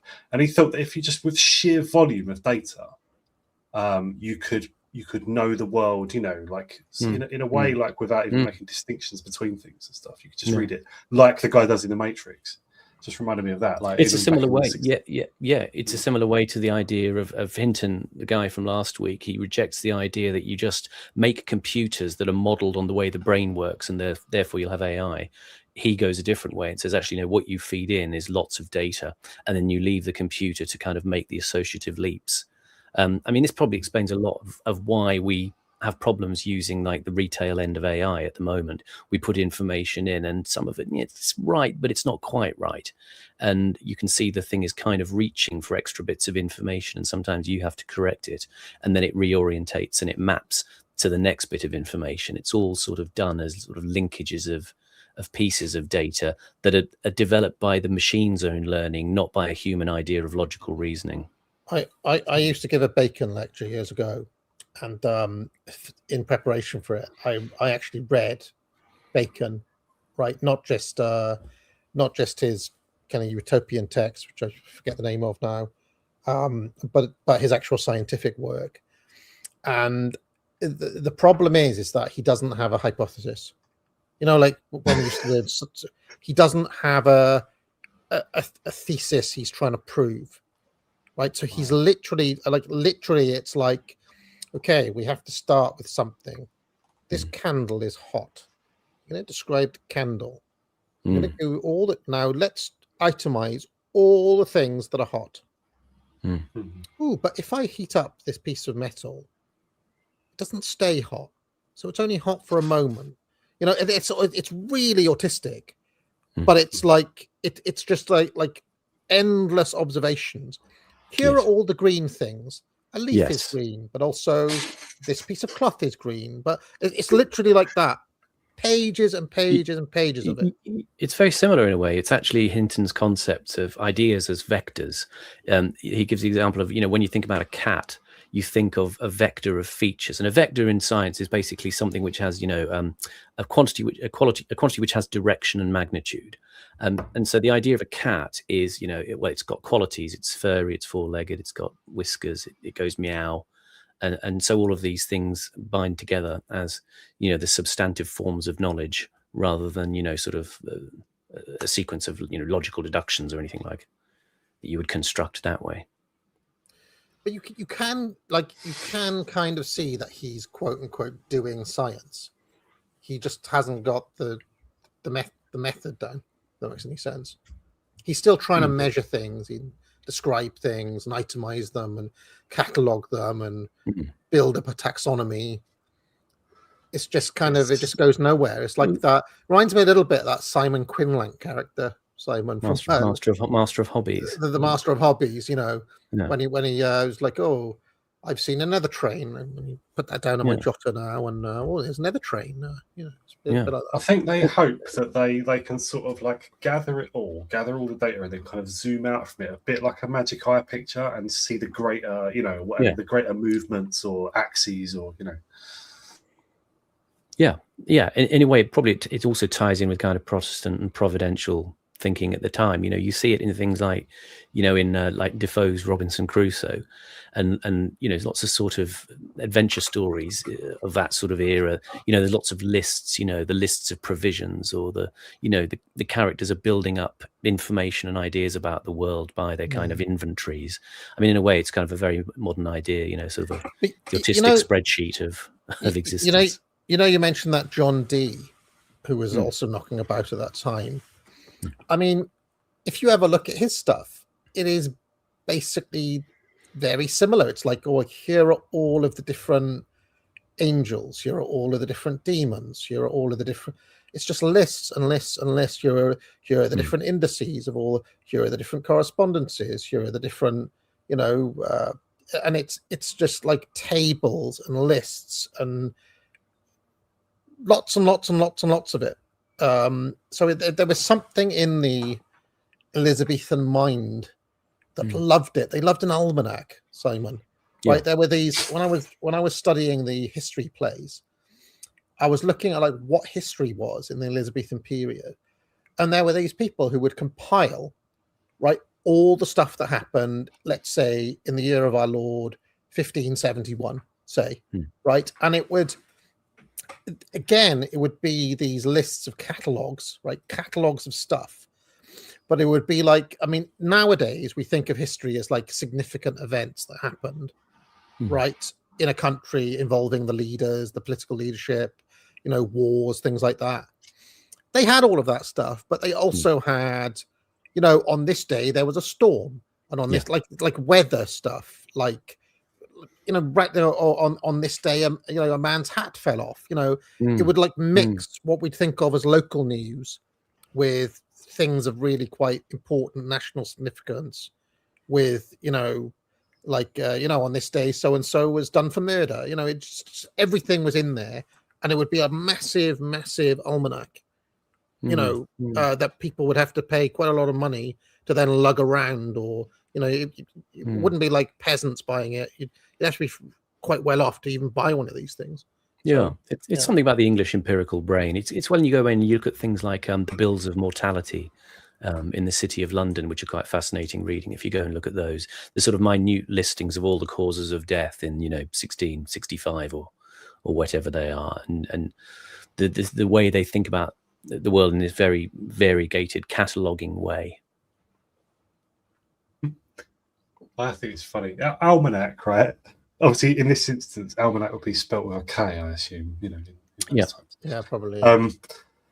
It just, every single time I've heard that word, I think in my whole life, it just always makes me think of Back to the Future Part 2, because it's in that one instance, it's an item of incredible value, right? Like, it's what made Biff like the ruler of the world or whatever he is. Has everyone seen this? Yeah, the almanac. He puts bets on things in the almanac, doesn't he? And uses the. But in real life, it's such a dull and bland sort of object, isn't it? Really, like, it's not useless, but it's for most people. Do you remember the Kinks song with the Autumn Almanac? Yeah.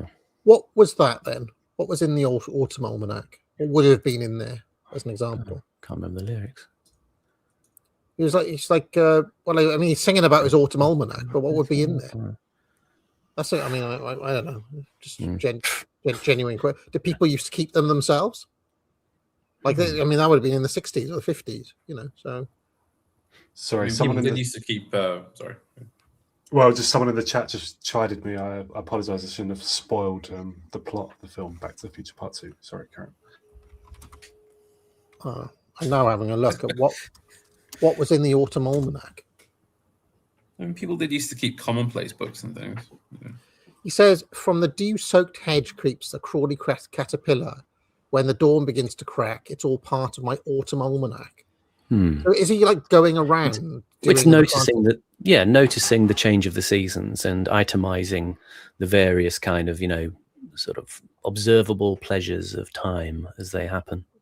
But did like Ray Davis go around writing them, like noting them down like an actual nerd? Or... Maybe he did. Maybe that's the source of his genius. I'm now looking at it. It's saying it's an absolute a finely observed slice of English custom, weird character study that was inspired by the pastoral romantic tradition of Wordsworth. So it's like he is going around noticing the bits of the autumn day and writing them down. So there we are. Okay. It's a bit like a diary then, in a way, like a kind of autistic diary. You could call it like Baconian pop, perhaps. Baconian pop, yeah. Amounts of time searching through all the data, looking for patterns, links, and coincidences that had no obvious meaning. But being human beings, they then turned them into fantastic, elaborate stories. They were called conspiracy theories.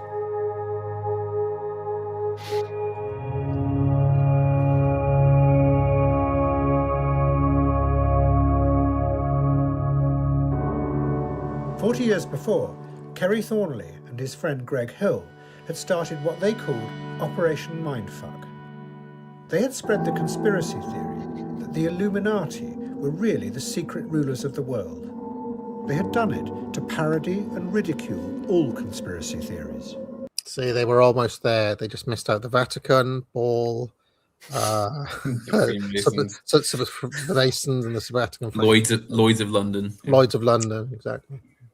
Because they thought that they undermined the confidence of individuals and made them easier to control. But now, in the mass of data online, those stories about the Illuminati got mixed up with other conspiracies, both true and false. And out of it came extraordinary, dreamlike stories built out of fragments of truth and fiction. Millions of people became convinced that all the major stars, from Britney Spears to Beyoncé, were being manipulated and controlled by the Illuminati. The theory said that the Illuminati had worked with the CIA and their MK-Ultra project, and with Walt Disney, to create a new system of mind control. The stars' videos contained hidden messages, above all images of triangles. That footage. There's a strange video from 2007 where Britney was probably having some sort of, mental health break.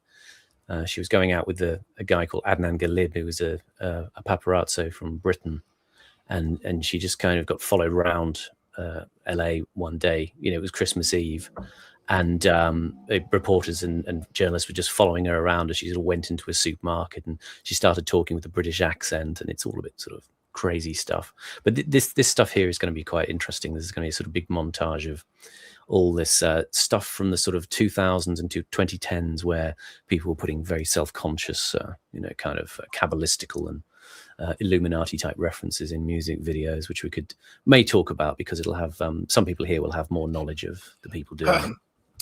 Now, when I put out the reminder on Twitter for people to watch this, I was worried about us getting lost in a tangent about Kanye West, and we're an hour and 35 in before we've actually reached Kanye danger zone.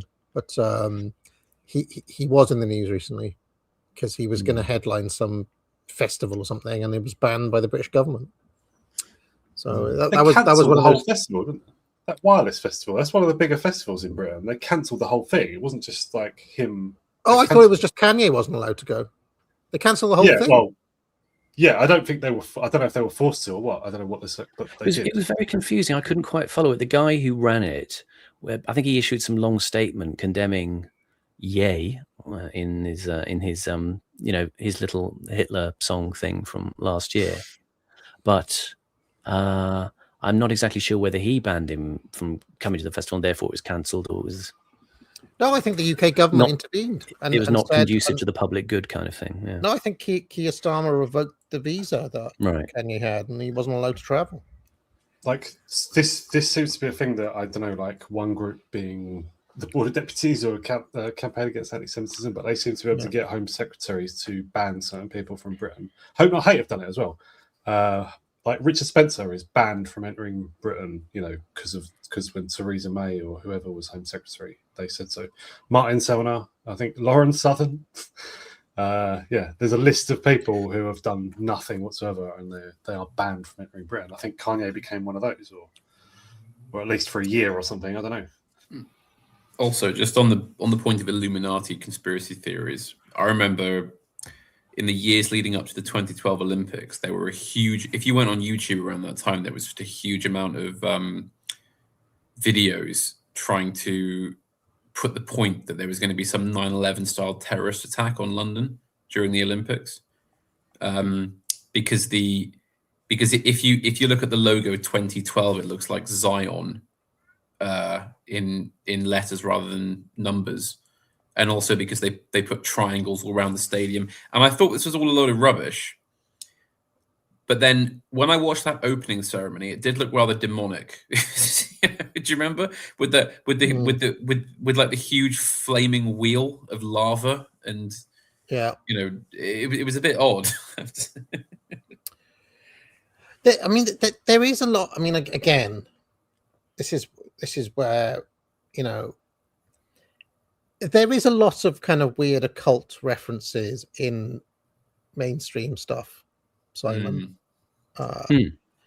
Which, I mean, I'm sure some of your old friends have pointed this stuff out. Like, I don't know if you're still in touch with Delingpole or whatever, but I left James to his own thing. But I understand. It is true that it is all over the place. It is kind of like it is there. It's and I guess this is where why do they put that stuff in? Is the question? Do they just think it's edgy and cool, or what? Well, there's this sort of conversation about it. Yeah, it almost seems to be partly, a sort of a commercial marketing feedback loop. Because it generates engagement on platforms like YouTube, and it also sort of trolls the conspiracy community, who then add to the engagement. So, but Hollywood executives and directors of music videos are deliberately putting, occult symbols in their videos to troll conspiracy theories. My sense is people are doing it because they know it's like Curtis said, angry people click more. I think it's the same with this stuff. I think it can be sort of put in and denied as provocation, and then people can kind of play with the idea that that it's been put there deliberately, but then it's voided of meaning, or it's disavowed as having meaning, but then it generates that conversation, which becomes part of the process of communicative capitalism, as I've said before, the feedback loops of communication that simply end up in our current system generating money. Must take the lion's share of the blame for all this. Madonna. Yes, probably. Yeah. Well, there's lots of names that come up like in this kind of period. I mean, CeeLo Green, Wu-Tang Clan actually come up as well, being sort of involved in some of this sort of imagery. Well, they're into 5 pillars or something? 5 pillars Islam? Or 5%er? So some percenter Islam they're into. Do you guys know the band Tool, the American band Tool, as in working with tools? No, I don't know. Or is it a schlong? They were like a metal band. They're quite big in the metal, but like they're not like typical metal. They're sort of interesting. Anyway, they because they would I think humorously in a few of their like album cover art or something, they would allude to like Illuminati themes and stuff, but they were just messing around, I think. But their fans serioso sort of like maybe autistic or something, their fans just took it literally and started thinking that like Tool were signaling something. So their fan website, they didn't make their own website, even though they're quite a big band. They've sold like millions of records and stuff. They let one of their major fans, or maybe a friend of theirs, run the website for them. And he just used to send people on a massive, like years-long goose chase about, like, this was before the Da Vinci Code came out, but it was all the same stuff as is in the Da Vinci Code, like Rennes le Chateau and the Cathars and like the time when Jesus like escaped to France, or I don't know, all this stuff. It was, that was back in like the late 90s. I remember going on that site. Yeah, there's sort of 2 phases, mid to late 90s. There's, I think things that came up in my research was Jay-Z. He sort of started mentioning them in 1996, some track called The Evils, and there was a sort of label called Rock Art Fella Records. Yeah, that's his label. And then there's this sort of period in the later 2000s to about 2008 to about 2016 when it becomes heavily kind of marketized as a sort of arrangement to create the content itself, and then the kind of ancillary content that feeds off it in terms of the the conspiracy community type analysis, which constitutes a lot of the. What about? I mean, somebody in the chat is talking about Lady Gaga as kind of an overt leaning into it, or what about? Do you remember that? Was it the Olympics in Paris, or what was that ceremony they had in Paris? Yeah, that was fucking mental. Yeah, that was pretty kind of, to my lay eyes, looked kind of weird. She's got some very odd stuff. I mean, I tried to work out all these videos that he plays in this montage, and she's got one in there that's very odd and weird and dark, but I'm not going to sort of dig too much into the idea that it has particular meaning. I think it's just that it's the debris of a kind of quite cynical form of monetized feedback culture. Like loads of people, like I'm sure loads of pop stars either just think it's cool or makes them look interesting to do a little hand signal, or like they've been told this secret society, because there are real secret societies, obviously. And they're, and there are real, symbols of them, I'm sure. Like a lot of pop stars think it just makes them look cool or interesting to do this stuff. Or they are Freemasons at the very lowest, the lowest few degrees. And they're dupes. Apparently, I've heard that's how the Freemasons work. The people on the higher, the 33 degrees, or, a few below that or whatever, they run the thing. Everyone else is just working for them without knowing the whole picture. I mean, in a sense, it's a more commercialized version of what we're talking about in politics, with the ideas of containment or, the endless conversation. They're ways of creating distractive modes of management. And it's also just a commodity as well, like just selling like allusions to mystical stuff. Just like that just sells. At the same time, let's not forget what came out about P. Diddy and the blowjobs that he gave and received, and the parties and all of that. I mean, that all came out. Yeah, that's there too. I mean, what you want to say? Puff Daddy was a Freemason? I don't think so. Well, yeah, God knows. Yeah. Other societies, there's all sorts of societies. Isn't there? Some people lean into it too far. There's a secret occult warfare going on within the rap world now. Where P. Diddy that is perfectly plausible. Like guys like P. Diddy may well find that very appealing to join the Order of St. fucking Biggie or where some ridiculous thing. Like they find the solemnity of it, the robes. I could well imagine that. There's a lot of people who were working in this genre who grew up. I mean, I remember when I was at school, they'd read kind of Robert Anton Wilson novels, and right, this sort of David Icke stuff and Milton Cooper, Behold a Pale Horse, all this kind of stuff. That Aleister Crowley, obviously, there's lots of people who've sort of been interested in dabbling in all of this sort of stuff. Anyway. And it sometimes goes along with just like like drugs. Like drugs have scenes with them. Some like some people just taking drugs involves like a kind of ritual. Like especially hallucinogenic drugs. Some people like set up a whole day aside for it and do it in only certain circumstances. Like I think a lot of that is conducive to joining secret societies. And stuff one of the issues though is that knowing the rappers as they do, the rap singers. They're just not smart. Like they are just not smart enough to keep that secret. They'd be blabbing all over their records with it. So it'd be there's just no way these guys were like they were gang banging and smoking dope and I think it's more aesthetic choices by producers and directors that then become kind of if you like they become accessorized as fashion, and then again they circulate within the system. As elements of audience fetishism for certain looks or certain styles or certain musical approaches, but they're largely without meaning. They're emptied out of anything. I can just imagine Busta Rhymes turning up to the shoot of Arab Money and somebody saying, "Oh yeah, Busta, hold this staff. What's the funny goat's head on it? Oh, it doesn't matter. It looks cool. All right, put your hand on your eye, etc." Just imagine them not giving a shit. Anyway, let's get this. Just to tie that all with a little bow on it, right? Like, do you guys remember the program Lost, the TV series? Yeah. It was like I don't know, 8 seasons or something. It was one of those that was quite big, a big success. Like millions of people. You have to watch the box set. Yeah, you have to watch the box set. I remember. Yeah.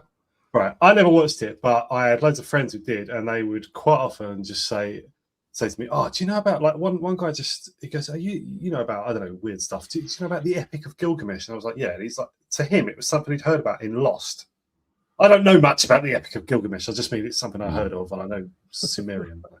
But like, people were being introduced to quasi occult or just ancient history stuff or whatever, or just all sorts of religion and symbolism and stuff through this fiction, which they found curious but very shallowly. Like it wasn't they weren't actually. But there's a certain chic. I don't know what you call it, but it's just like occultism can be a product. It can be turned into just a discussion point, just for fun. Like people are not seriously learning about it. They might, if they read one thing or watch one video about it, it'll be a dumb one, and so on, right? It's just Horus is there assuming the god form, of Horus himself. Yep. Yeah. I mean, there's references to Horus throughout this. Many people would see that eye you've got there as an occult symbol. Horus. Oh, tell me about it. When I first put videos online, I had people replying, going, "Why have you chosen the devil?" Starting by saying, "I love your video, great video, but why have you chosen the devil symbol?" I said, "Oh, for God's sake, I don't know what you're talking about." Put there by the Illuminati. Telltale clues to what is really happening.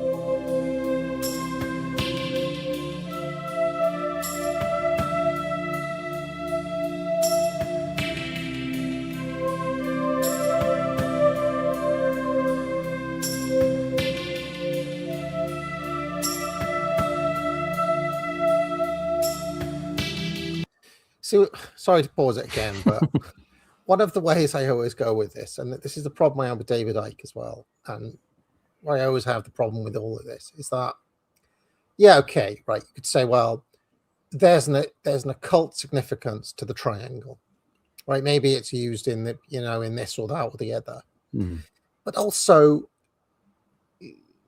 it's a triangle. Do you know what I mean? Like, there's only so many shapes in the world, so that the odds of triangles cropping up in videos or squares or circles is quite high. Yeah, it's just geometric noticing. I mean, like, I remember there was the what was that band, Jack White, the White Stripes, right? Their famous one.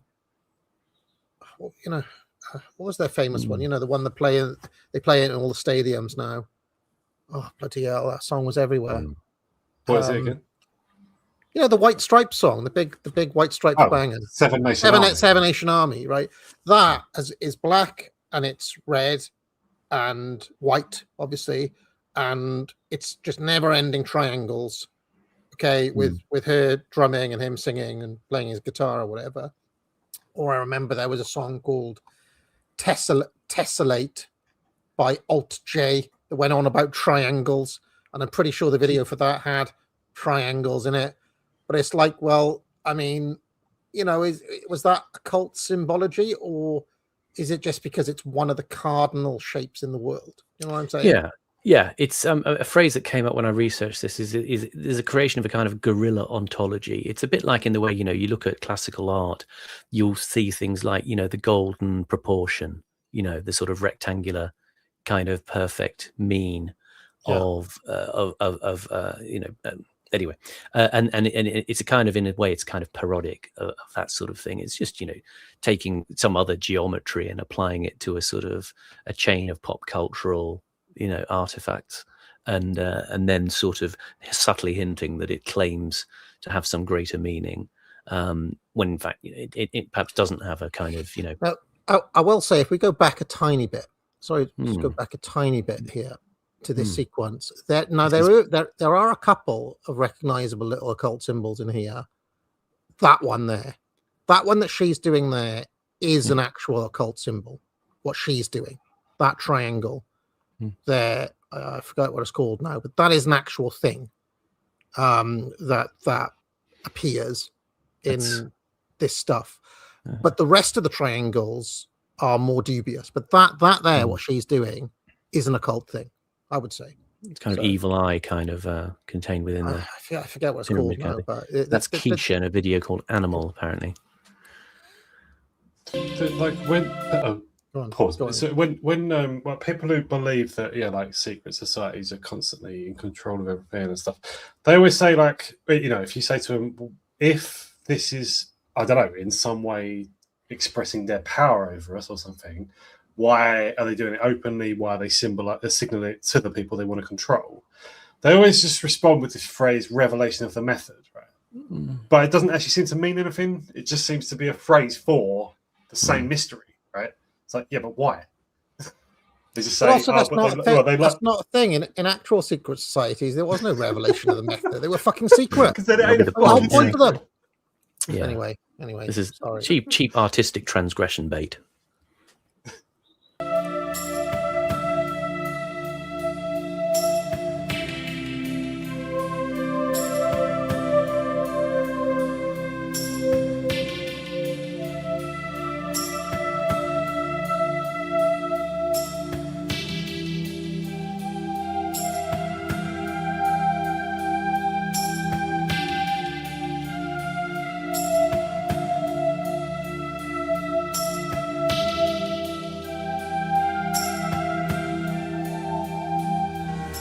Pause.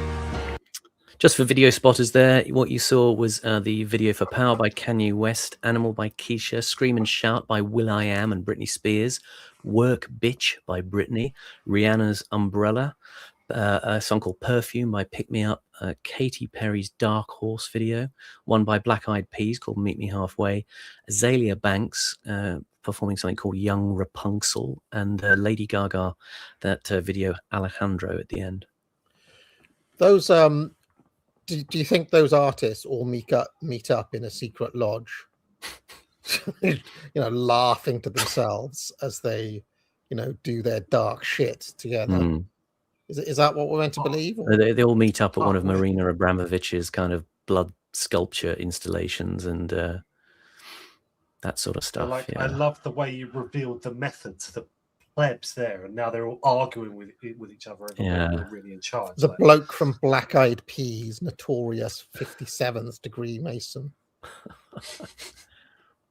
But One Star had anticipated this. This is weirdly more macabre than the previous stuff to me.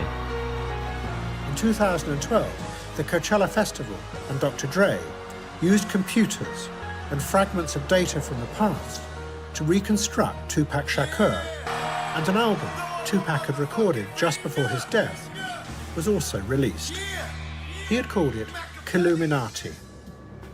And in it, Shakur had attacked the way the black community was already in the 1990s retreating into conspiracy theories about the Illuminati. They were doing it, he said, to avoid confronting the very real powers that did control their lives. His message was simple, that suspicion was just another form of control. Pause, please. I think this is an underrated angle to the whole kind of schizo world stuff. In that if you're, some black guy in LA who lives in a poor house, or, I don't know, somebody in, say, I don't know, Merthyr Tydfil or something, it's more palatable to believe that your life is the way it is because of the dark, evil, powerful Illuminati child sacrifice cult than because it's like Susan from the post office or the DVLA, if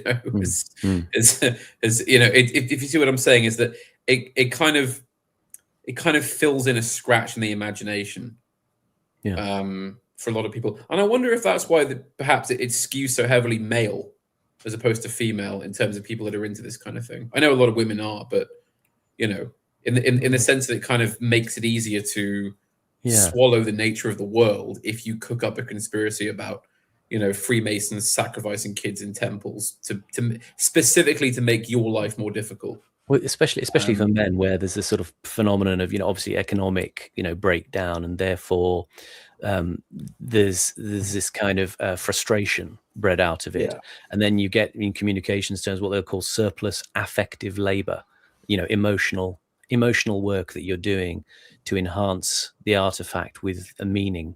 Again, which then goes into this sort of feedback of consumption that you have coming out of it as well. So absolutely, and it gives you, as you say, if you're a psychologist, you'd say, well, it's giving people a kind of a life script to follow, in which they don't actually have to do anything because agency is taken away from them.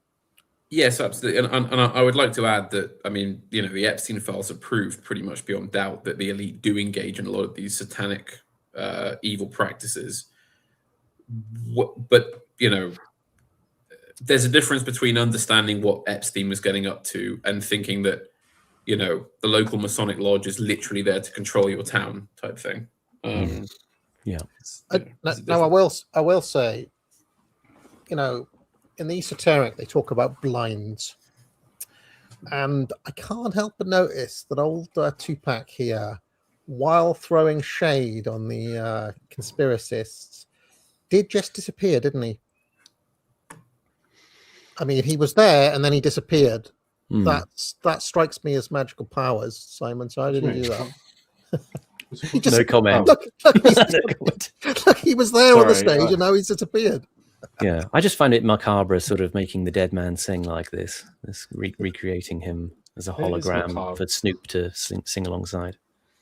Simon, this was posthumous, was it? It was Coachella. This was years. Oh God, when's the date? 2012. Yeah, right. And Snoop Dogg comes on stage and sort of sings a duet with him, and then Tupac kind of atomizes at the end there, and but everybody was kind of freaked out by how quote lifelike it was. So that was a CG Tupac. Yeah, that's right. Wow, that was very good CG for 2012. It wasn't on the screen; it was a holographic projection, like in 3D. I think. Wow. Yeah. Impressive. Yeah, pretty. But thought you knew not that. that lifelike though. Yeah, it's not perfect, but yeah, it's sufficiently weirding people out. Well, it was good enough to trick me. You thought that was? Are you kidding? Okay. No, I was trying to make a joke. I was trying to make a joke, but actually, it turns out he was a hologram after all. Oh shit! It's like Rimmer. What? I was going to say something, but forgotten what I was going to say. Don't worry, move on.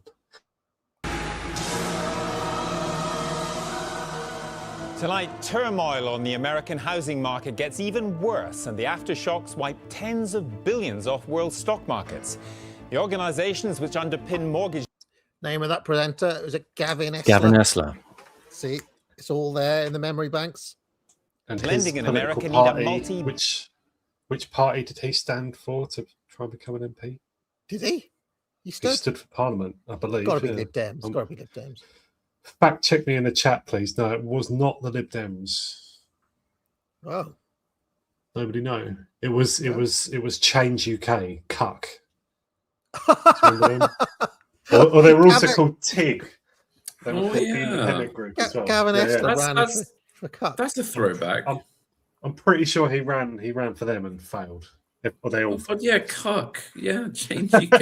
And it was like Sajid Javid and what was the name of that woman? Anna Soubry. Anna Soubry. Yeah, Anna Soibry. Yeah, that's what they used to call it. It wasn't. Javid's still with the Tories, but it was Mike Gapes. It was I think it's a woman, Joan Ryan from Labour. I think might have joined them. It was Chukwu Munna. Yes, Luciana Berger. Didn't Anna Soubry continually get people arrested by calling them Nazis? Oh, she's a pig. Yeah. Something James like Goddard was arrested for that. Yeah. But then she also tried to be on the whole anti-woke slop scene. So I don't know what the game was there. $1 billion bailout. She's another one of those who just often seems drunk as well, like just drunk on air and stuff. She disappeared, didn't she, Anna Soubry? She lost her seat in that. It was the 2019 election, right? They broke away from Labour earlier in the year, and then we had that winter election, didn't we? Like it was like December. It was like shortly before Christmas, wasn't it? And it was the one where like Johnson's Tories thrashed Corbyn's Labour, but the TIG or the Change UK, they all lost their seats like massively as well. They were like mullered. It was really funny. Like Anna Soubry just went from being like in a pretty safe seat, Tory, and like quite a prominent backbencher and stuff, to being like just wiped out. It was good fun. But Gavin Esler joined. I'm pretty sure Gavin Esler joined them anyway. Are you taking me? Are you asking me for training? In 2008, the systems in the banks that had structured the mortgage loans failed completely. It led to a global economic crash. The governments in Britain and America rescued the banks. But they then decided to transfer the debt that incurred away from the private sector to the public sector. And what was called austerity began. Pause, please. Gentlemen, is that actually true? I mean, how is that sounds a bit reductionist. Is that true in terms of what they actually did? I don't really understand how this works. So. Sorry, I was zoned out for a second. Do you mind if we just rewind just to start that sentence? Did they transfer the debt to the public sector from the private sector, basically, in 2008? Yes, actually. Can we hear Curtis again? A crash. The governments in Britain and America rescued the banks. But they then decided to transfer the debt that incurred away from the private sector to the public sector. Yeah, they did do that, didn't they? But and then there was if memory serves, Dodd-Frank legislation by Obama, and I can't remember what Gordon Brown did, but Gordon Brown was widely credited for saving the banking system, essentially by socializing the debt. He saved the world in his own description, right? He did Freudian slip that in Parliament. He said he saved the world. Yeah, I think that is not an unfair. If you're going to summarize it in one short sentence, it is kind of fair to say, yeah, it's called like some people describe it as like debt shifting from the private layer to the sovereign layer, and then next time there's a crisis, it's like, where does it go from there? Because it's already sovereign. Like, sorry to bring it back to the theme of what we've been talking about for the whole show.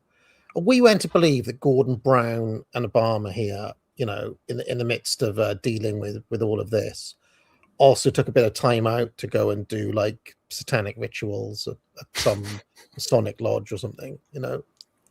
Like, is that? I struggle to believe Gordon Brown's the son of the Manse, isn't he? His father was a priest, wasn't he? I mean, to be fair, was Obama in the Epstein files? I don't Gordon recall. Brown. I didn't see Gordon Brown or Obama in them.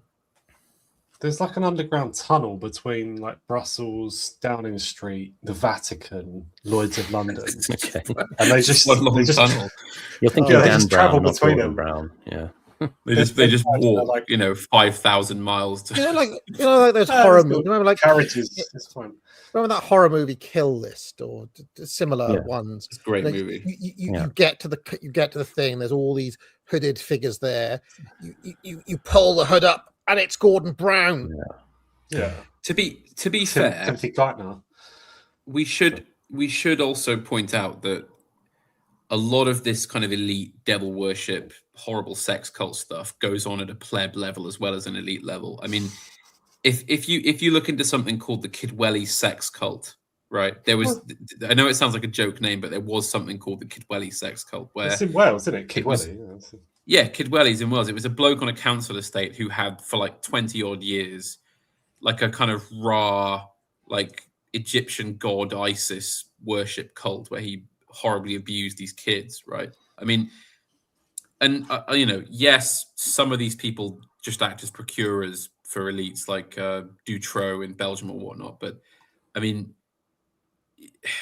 like it's like the I think the sort of thing you'd see in Kill List would be more like sort of low level, if you see what I'm saying.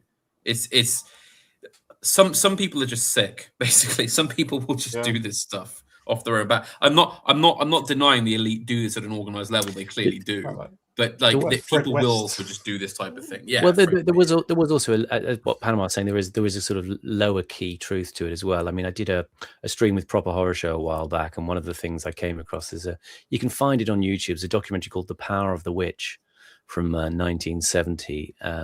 It's quite funny to watch, but basically it was about sort of lifestyle Satanism that people sort of did, as a kind of behind the curtains in Isha. They would sort of get together at the weekend and strip off and worship Baal, and it was just a kind of thing that you did because you were. I mean, it looked like a lot of people were just bored, so they got into kind of a little suburban cult scene. So it sort of did exist. In the same way that some people, instead of just sex, they have sex games, right? And sex scenarios and fantasies and stuff. It's like that, isn't it? Like just make something more interesting. You make it ritualistic or in character or whatever, right? I just struggle to believe that Gordon Brown did anything but read like a boring parliamentary history in his spare time. Yeah. Like it just doesn't. Anyway, let's go on. Well, just to answer Hat's question though, yes, like basically, like a lot of the banks were, sort of on the phone to politicians and saying like, we're about to collapse, like within the next couple of hours or something. Like, can you rescue us? Or things like that happened at the time, and the means of rescue was to like take a controlling stake in a whole series of banks at the cost of hundreds of billions of pounds, which was unheard of amounts of spending at the time, and that money was just either created, just printed into existence or written into existence or taken on as debt. I can't remember exactly like how all of it worked, but basically the cost of continuing the existence of the banks was just taken on by states, i.e. taxpayers, really. So it is kind of true what Curtis said. He normally summarizes these things very badly, but I think he was right to say that. It's not that, I mean, it's not that like the banks force them to do that. It's because governments believe that banks are indispensable, right? So right, which I mean, to be fair to the current system, they are, but everyone would lose their deposits and stuff. So the banks are also lenders of mortgages, I think, to a lot of people, and so all sorts of complications. What I might as well sort of cut in here and say before we go on, because Curtis is going to say it, he's going to talk about the way that the whole situation was managed. That's the kind of TLDR of this section, is that they go on to do this stress testing in both the US and the UK, to try and sort of give sort of governmental assessment and oversight of the viability of banks under different kinds of economic crash scenarios. And in the US, they work out that the bank's going to need an extra 75 billion in capital in order to function safely in the future. In the UK, the process and in Europe is a little more complicated and is a little less open than it was in the US. And broadly, basically, the public confidence wasn't restored in Europe and the UK as much as it was in the US, allowing that system to continue. So it became more of an underbedding of the political animus that you then see emerging in the populist moment afterwards, because the sense, of course, is that, we poor mugs, we bailed out the bankers, and then now we have to put up with austerity.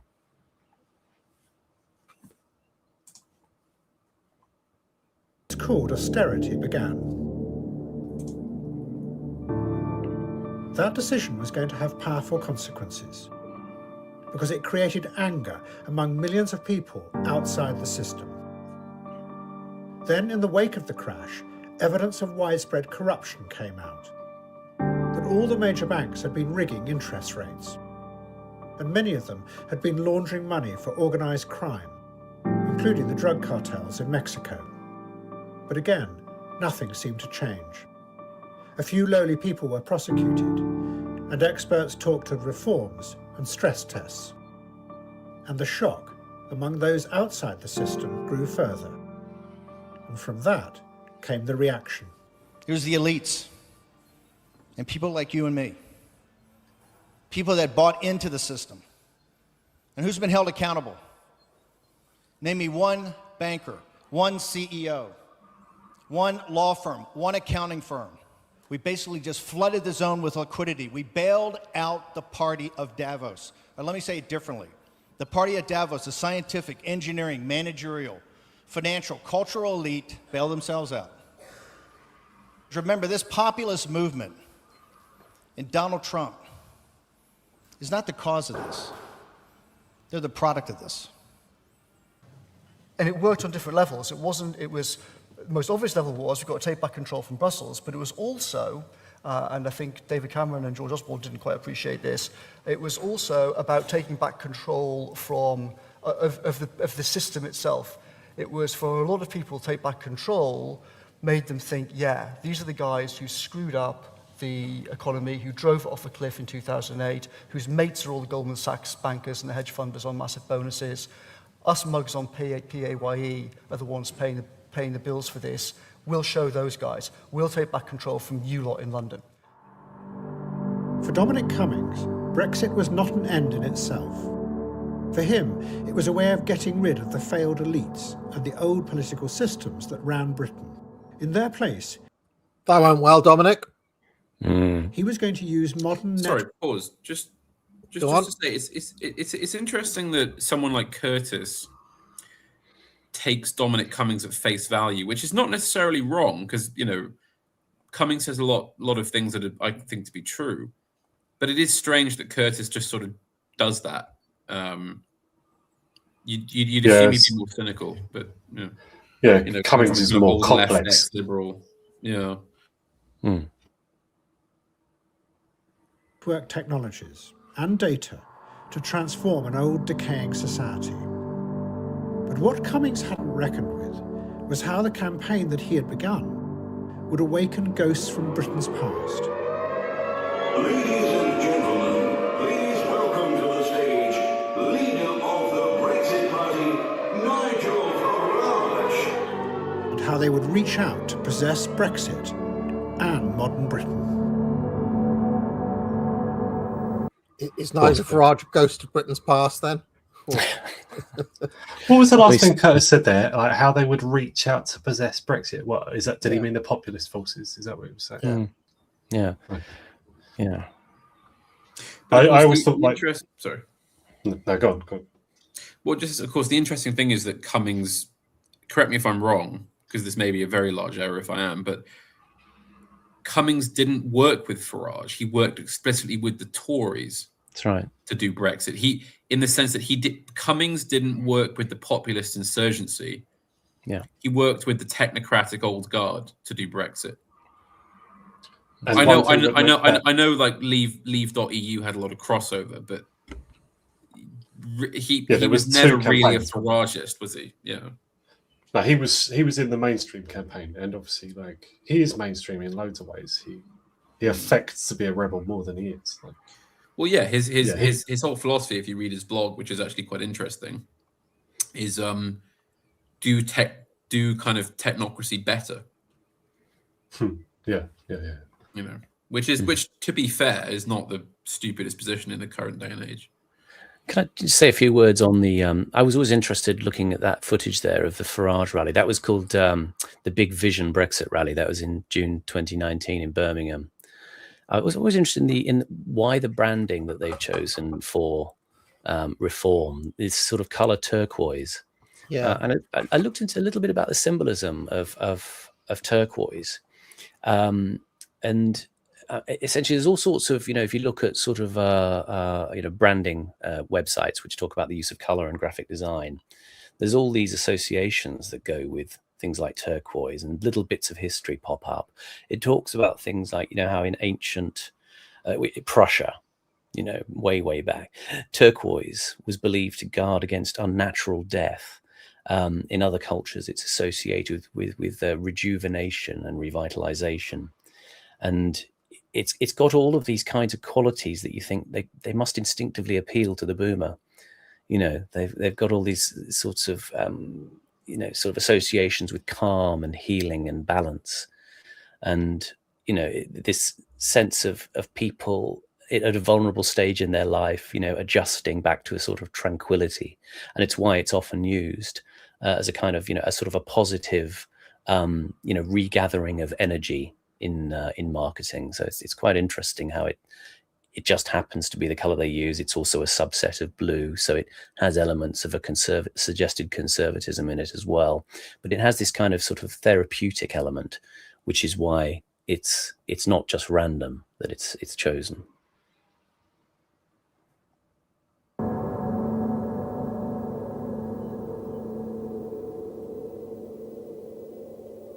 So you're going to tell me, Simon, it's got a cult significance? Well, there are sort of spiritual traditions where it's seen as a color of spiritual enlightenment and intuition and spiritual growth.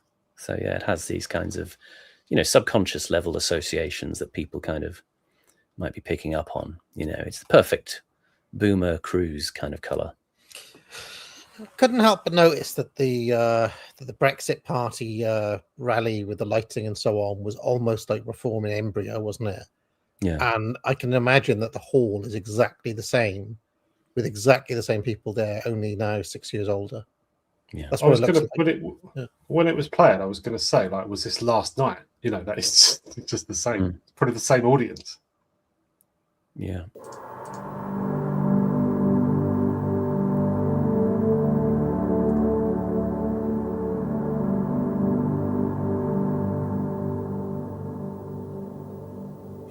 Pause, please. Just talking of reform, did you guys know that Suella Braverman actually tried to stop everything and was actually the good guy, but just the Tory wets forced it all on her and she couldn't do anything about it. So don't worry, just vote reform.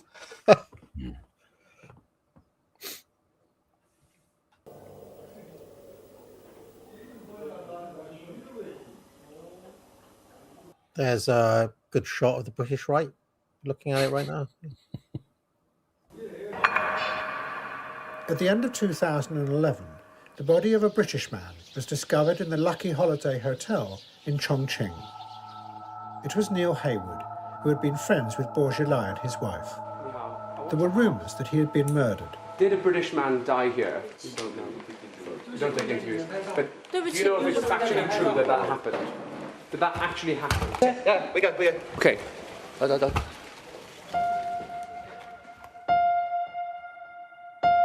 After the body was found, Bour's police chief came to him, and he told him that Bour's wife had arranged the murder, because Haywood was threatening to reveal that she had been illegally moving large amounts of money abroad. The police chief then fled to the American consulate in nearby Chengdu because he feared that Bohr was going to kill him. And he told the press that Bohr and his wife were really ruthless gangsters who had brought corruption to the very top of the Communist Party. What then came out shocked China. Not actually untrue from an examination of Bourgeois and Gu Kailai. Chongqing, the city where they operated, if you look at it, it's kind of like the sort of Chicago of China. There was a lot of organized crime going on there. It was quite a rough kind of place. And the police chief that they got to, Bourgeois got to work for him. I mean, they arrested something like 6,000 criminals and rich people and had a lot of people executed and expropriated wealth from them, partly to put into kind of city works to enhance his reputation. And she, the wife, kind of siphoned a lot of it off to properties overseas. She spent a long time in Bournemouth, apparently, of all places, bringing her son over here because he was sent to Harrow, and he did English language classes in Bournemouth, and then he went to Harrow, and then he eventually went to Oxford, and he became a bit of a sort of what they call a red prince, a playboy, but a bit of an embarrassment to the Chinese Communist Party. In the end, it did turn out she did poison Neil Haywood. They sort of got him drunk, took him back to his room, and he was very badly out of his skull, and they just poured poison. She poured poison in his mouth. The thinking is that Haywood was going to kind of blow the gaff on her and her expropriation of funds outside of China. Millions and millions of pounds or yuan. And the thing about Haywood that's interesting was what I found out. He seemed to be working as a kind of local casual operative, a bit like, when in the CIA they talk about contract agents. He was working for a company which is called Hackloit, which is a very deeply sinister corporate intelligence consultancy. This was started by ex-members of MI6. Sorry, what was the name again? Hackloit, Hakluyt. It's named after Richard Hakluyt, who was a sort of 16th century geographer. And I mean, it seems like Haywood wasn't sort of a major player or necessarily a spy, but the people he was working for definitely are and were. And it's part of a theme that Curtis isn't really going to go into too much here, but it's suggestive. There's a lot of, you remember when he talked about spies earlier on in the series, the kind of incompetence of the British intelligence services. A lot of that seems to have been outsourced now to these big private firms like Hackloit. There's one in America called Diligence LLC, which is ex-CIA guys. And there's a really, really nasty one called Far West that operates in Russia. And I mean, to give you an example, the Hackloit managing partner, a guy called Varun Chandra, was Keir Starmer's business and investment advisor. Okay, so they were doing corporate intelligence to assess the Chinese market. I mean, essentially, people were putting money into China, and they wanted to know, about supply chains, and the credibility of the people they were working with in China, because it can be a bit murky for Western companies. But there's a suggestion it also becomes a sort of a distanced tool of the UK intelligence apparatus as well. People like Ollie Robbins, who negotiated Brexit, he works for Hackloit. Michael Gove, I think, is on the board of Hackloit. It's worth kind of having a look at them. These are people who also sort of worked at places like Lehman Brothers as well. The managing director, the Varun Chandra, who helps Keir Starmer, he also helped Tony Blair set up an advisory firm. There's all sorts of people who are sort of senior in the cabinet office, advisors to David Cameron Gordon Brown. Even Tony Benn's granddaughter worked for them as well. About Ollie Robbins, he's back in the civil service, right? He's permanent undersecretary at the Foreign Office now, right. The head of the Foreign Office. Okay, well, they have positions with this particular firm. I mean, it's always denied. Yes, we have no relationship with the spooks, but it seems very much like these things do, but they are very opaque. and they do have a lot of influence. The MI6 is under the Foreign Office, so like Ollie Robbins is the boss of MI6 on the civil service side now. So. And anyway, Neil Haywood seemed to have been a sort of local guy, and they were obviously trying to extract intelligence. And the possibility is that there was a sort of, the sort of knowledge he was extracting about Gu Kailai's activities, Beaujolai's wife, was going to provide some kind of leverage. But in China, the way things operated, it was, Beaujolais was no kind of, the closest comparison people make is Beaujolais and Gu Kailai were like the Clintons. He was like Bill Clinton, philandering, superficially good looking and charming. But she was quite ruthless in the way she carried out business. And he, sort of turned a blind eye to what she was doing. So, a lot of sort of nasty, dark business around this sort of stuff. To us, it just was a kind of odd murder that happened in China. There was an investigation. She got given a death sentence, which was commuted to life imprisonment, and he was sentenced to life imprisonment as well. Was that also did that also contribute to Xi Jinping coming to power? Do you know, Simon? The thing about Beaujolais was he tried in Chongqing essentially to revive the old kind of Maoist era propaganda. He tried to sort of, re-authenticate the Chinese people's sense of purpose by connecting it to the old revolutionary aesthetics and project. And essentially he fell foul of the power structures higher up, who, it's suggested that, they helped give him the chop. When this all kind of unfolded, he was kind of sort of running a fiefdom of his own in Chongqing and getting away with, there were people who were sort of, abducted and tortured who talked about him later. But it sounds like he was just simply presenting too much of a threat to the existing power structure because he had a great deal of charm and facility, and he's well liked by the people in Chongqing. It's a bit like, Mamdani, I guess. If he was, or, we've talked about like Jeremy Corbyn, if he was to become, more in the sort of public or the national spotlight, what would the intelligence services do to them? Would they be undermined? And Beaujolais was very much a figure like that. Sorry, were you going to say something? No.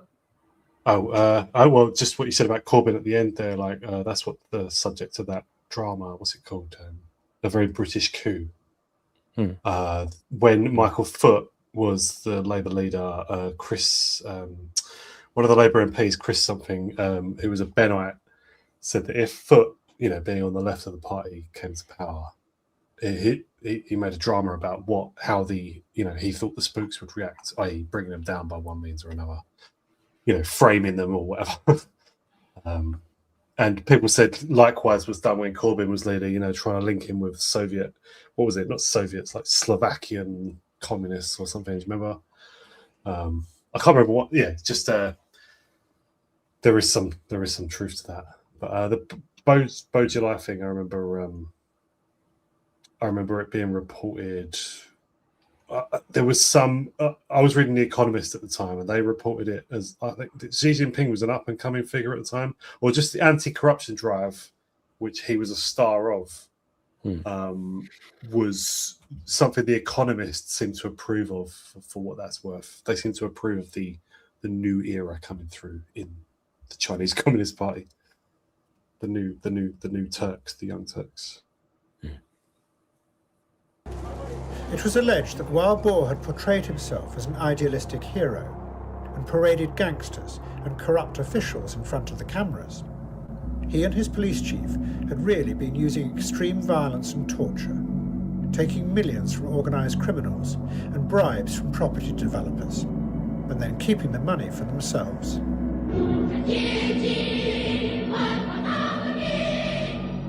While Boar sang songs praising Mao Zedong, he had really just been using those revolutionary ideas as a smokescreen to hide corruption that went to the very heart of the city government. But Beaujolais denied all the allegations. He came to the party conference in Beijing and insisted that what was happening was an attempt to smear him by the corrupt networks that he was rooting out in Chongqing. no one knew who to believe. There were rumours that really it was an even more complex plot by his rivals in Beijing to stop Bo from getting power. And in the middle of the conference, he and his wife were arrested and thrown into jail.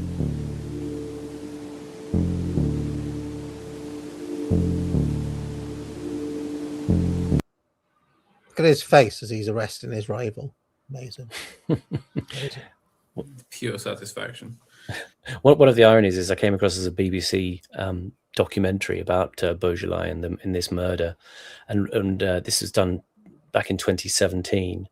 And one of the people from Britain who was negotiating a trade deal, who was interviewed for the documentary, of all people, was Peter Mandelson, and he was describing how he said, "Oh yeah, this guy was the boss. You know, he was totally ruthless." Two things to mention. What are those little pots they got in front of them? Is that just pot of tea that they got there, or? Yeah, I think it's a tea. Jasmine tea. Yeah, nice little touch. Yeah. Nice it is a bit like when you go to a restaurant in Chinatown. You know, you get given sort of 18 different cups of different teas. You know.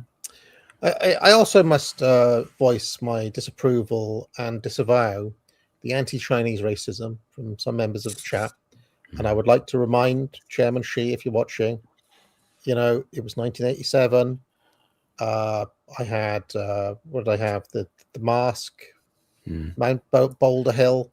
I had Hammer Hand, Thundercats toy, and many other great joys that China have brought me over my life, and I'm grateful for that. Yeah. And going forward, I remain eternally grateful for what China have done. Yeah. Absolutely. And ni hao ma to all of our friends in Beijing. China number one.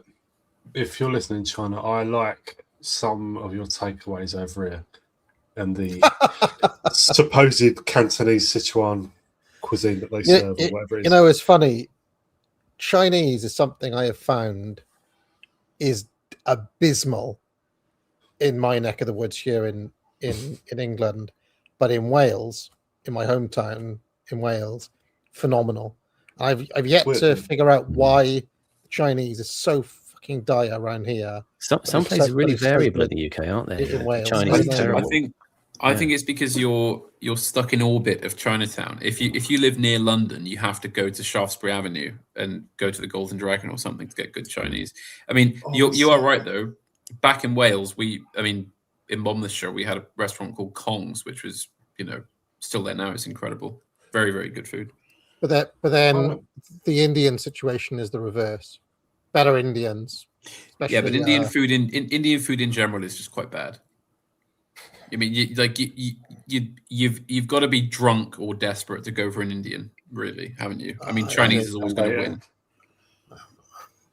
I make my own Indian food, and it's good. I never buy it from some kitchen I can't see. Although I used to. On the screen here, we've got Xi in the middle. Is that Hu Jintao on the left? Is that the previous chairman? I do not know. Could be. Because I think didn't it go Deng Xiaoping for a long time, and then it was Jiang Zemin next? And I thought Hu was a slightly bigger man than that. He looks a bit Weasley to be Hu. She's fairly tall for her. I don't know. Yeah. Isn't he fairly tall compared to other politicians? Xi Jinping. I was going to say for Chinese, but obviously China does produce a lot of the tallest people in the world as well, doesn't it? But in Inner Mongolia or something. Yeah. Some of the top basketball players are Chinese, aren't they? But yeah, like I think that's Hu Jintao on the left. He was the previous chairman. He may be the chairman at the time this happened.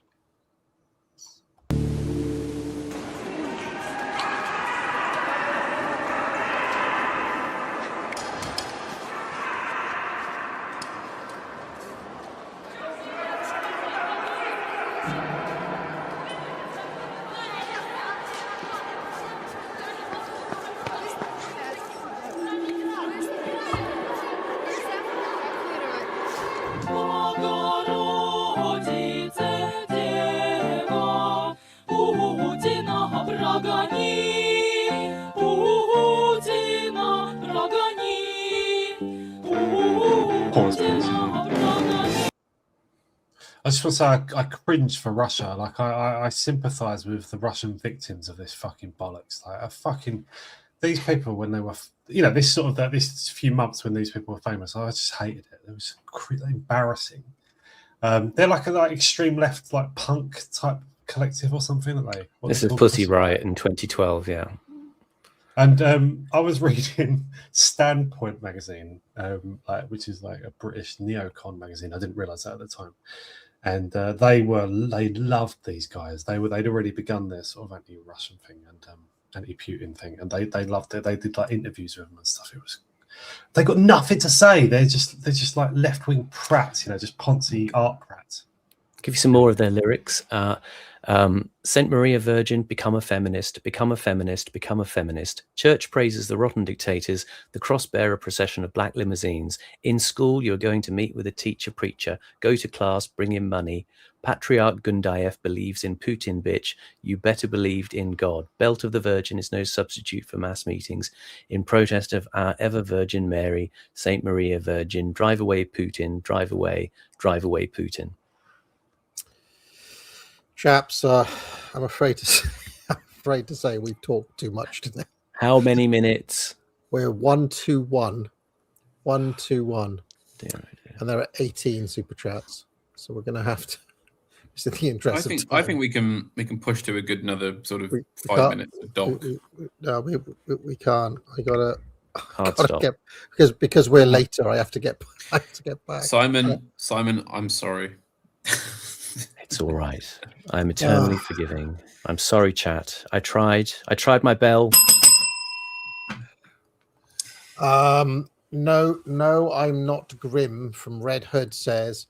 By the way, I've just seen tragic news. AA Gaming Channel has once again lost its monetization status due to inactivity, which means that I may have to do some gaming content just to keep that.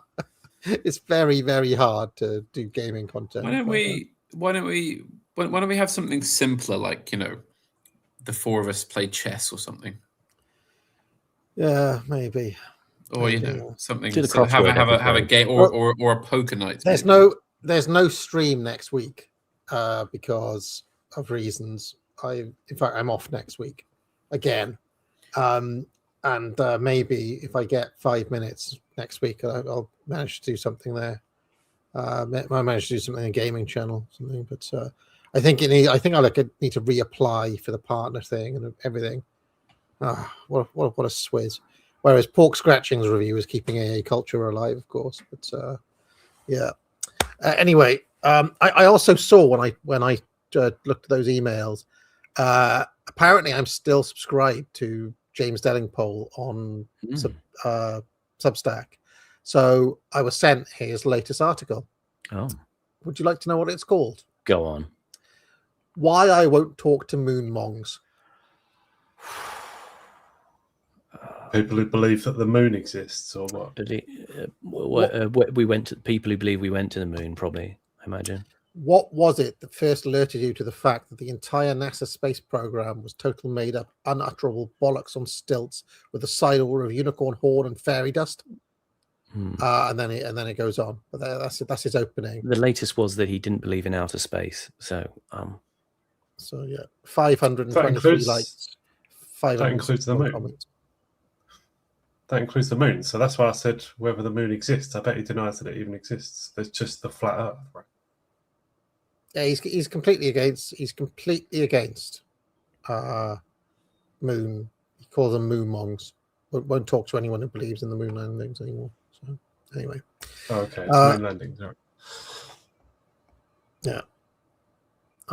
Whether he denies actual space, I don't know at this point. But anyway, I haven't read the whole article. It just came up, and I thought, given that we mentioned him, it was funny that he cropped up. Anyway. Now I'm not grim from the Red Hood says, dude, where is his neck? Talking about the Greg's guy right at the start. Someone, a kind friend messaged me to inform me that apparently that man has Cushing syndrome. That's why he has no neck. Right. What on earth is that? It's from heavy steroid use. You get what you call moon face, and you get very great swelling. No relation to Peter Cushing. No. It's usually from steroids could be for some other illness. Cushingoid, you would describe it Peter as. Cushing's neck was quite in good shape, wasn't it? Yeah, something to do with Peter Cushing. So does that mean that, you know, like in Rambo where they drop down and break someone's neck just instantly? Does that mean that you wouldn't be able to have that happen to you if you had that neck, because you can't actually reach the neck bone? Be a great scrum half. Yeah, he would. I mean, a lot of Welsh rugby players basically look like that, just, you know, because that's just how they look. Yeah, might be quite good. Kitharoidos says, Google Project Graham. It's the same guy. Apparently it's him. No, I'm not. Grim from Red Hood says, regardless, I'm getting pogrom, so why bother? $11 Cheese says, I've heard it 100 times. You can't take anyone who wants to focus solely on the floodwater and never mention who is cutting the massive holes in the roof. No, I'm not. Grim from the Red Hood says, at the end of the day, I stand by what I said a while ago. No one is coming to save us. I take Burden's advice and hoist the black flag at this point. No Lancer says, it really looks like the rise of race realism, that a new rift is emerging on the right, whether race or religion is more important to a culture. He also says, by the way, AA, if you ever have Lavada on your show, he has very interesting insights on this topic. Made a whole video on this exact thing recently. That is Lavada. Okay, I will try to check that out. No, I'm not Grim for the Red Hood says, small hats, big problems. Chris Primer says, I was listening to a rabbi inside the IDF. He described Israel like a hurricane, seen as a chaotic and dangerous to outsiders. But inside Israel, they are the eye of the storm, peaceful and safe.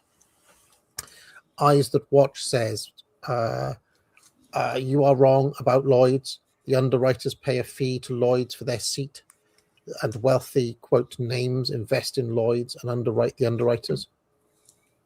I mean, we should just to say out of interest, Lloyd's literally started as a guy called Lloyd in a coffee shop. He was a guy in a coffee shop with a notebook who would take money to basically back up investments on incoming ships. That was, I mean, you know, you wouldn't be able to do that now. That's what I'm saying. No, I'm not Grim for the Red Hood. It says Pokemon Deep Store episode would be peak. I haven't got enough Pokemon knowledge, I'm afraid. So, you know, Lloyd's of London, it's nothing to do with Lloyd's Bank then? No, totally separate. No. Cringewalker says there are unpopular opinions all around for those with eyes to see. What season is this? No, completely untrue. Cringewalker says almanacs are very old law. US farmers have had them for centuries. Arguably, it is an Anglo-centric tradition that goes back to the Druids. Chris Primer says, I played Eat It Backwards, man, and I know we're going to eat up when the snakes rise up. Eye for an Eye says, next in my timeline, proof that Artemis was staged. Cringewalker says, which rapper's Mason Lodge would you sacrifice a goat in?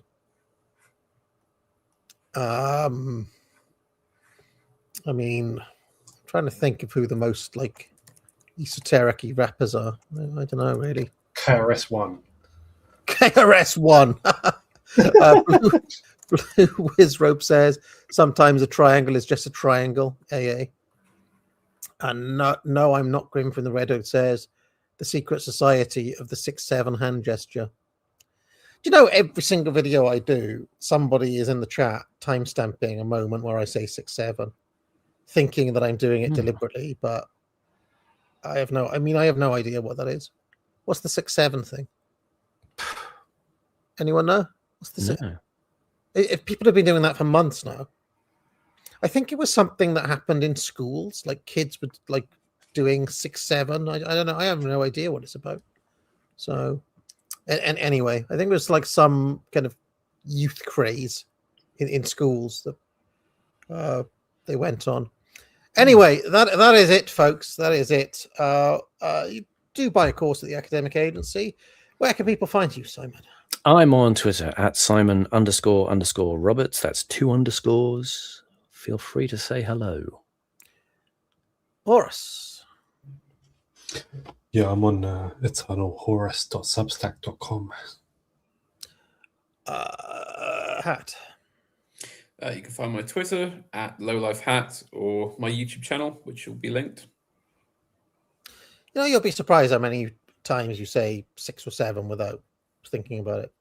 Because, I mean, you know, it's pretty much every single video I've done for about 4 months. Somebody's time stamped, and I go on the timestamp, and it's me saying 6 or 7. Yeah. Do you remember very early on in the days of UO, sort of must have been in the first sort of 20 episodes, where everyone freaked out because you said the year 1956 at exactly 19 minutes and 56 seconds into the video?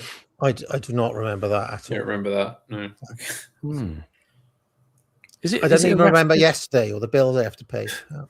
Anyway, is it a reference to Shakespeare's Richard II? The lines about everything is left at 6s and 7s. I doubt it very much. I doubt the kids going on a sharing Richard II memes. But, True. Anyway, that is a common phrase, though, isn't it? Being at 6s and 7s, obviously. Yeah. Old fashioned. From Shakespeare. Yeah. Okay. Bye, everyone. Bye, everyone.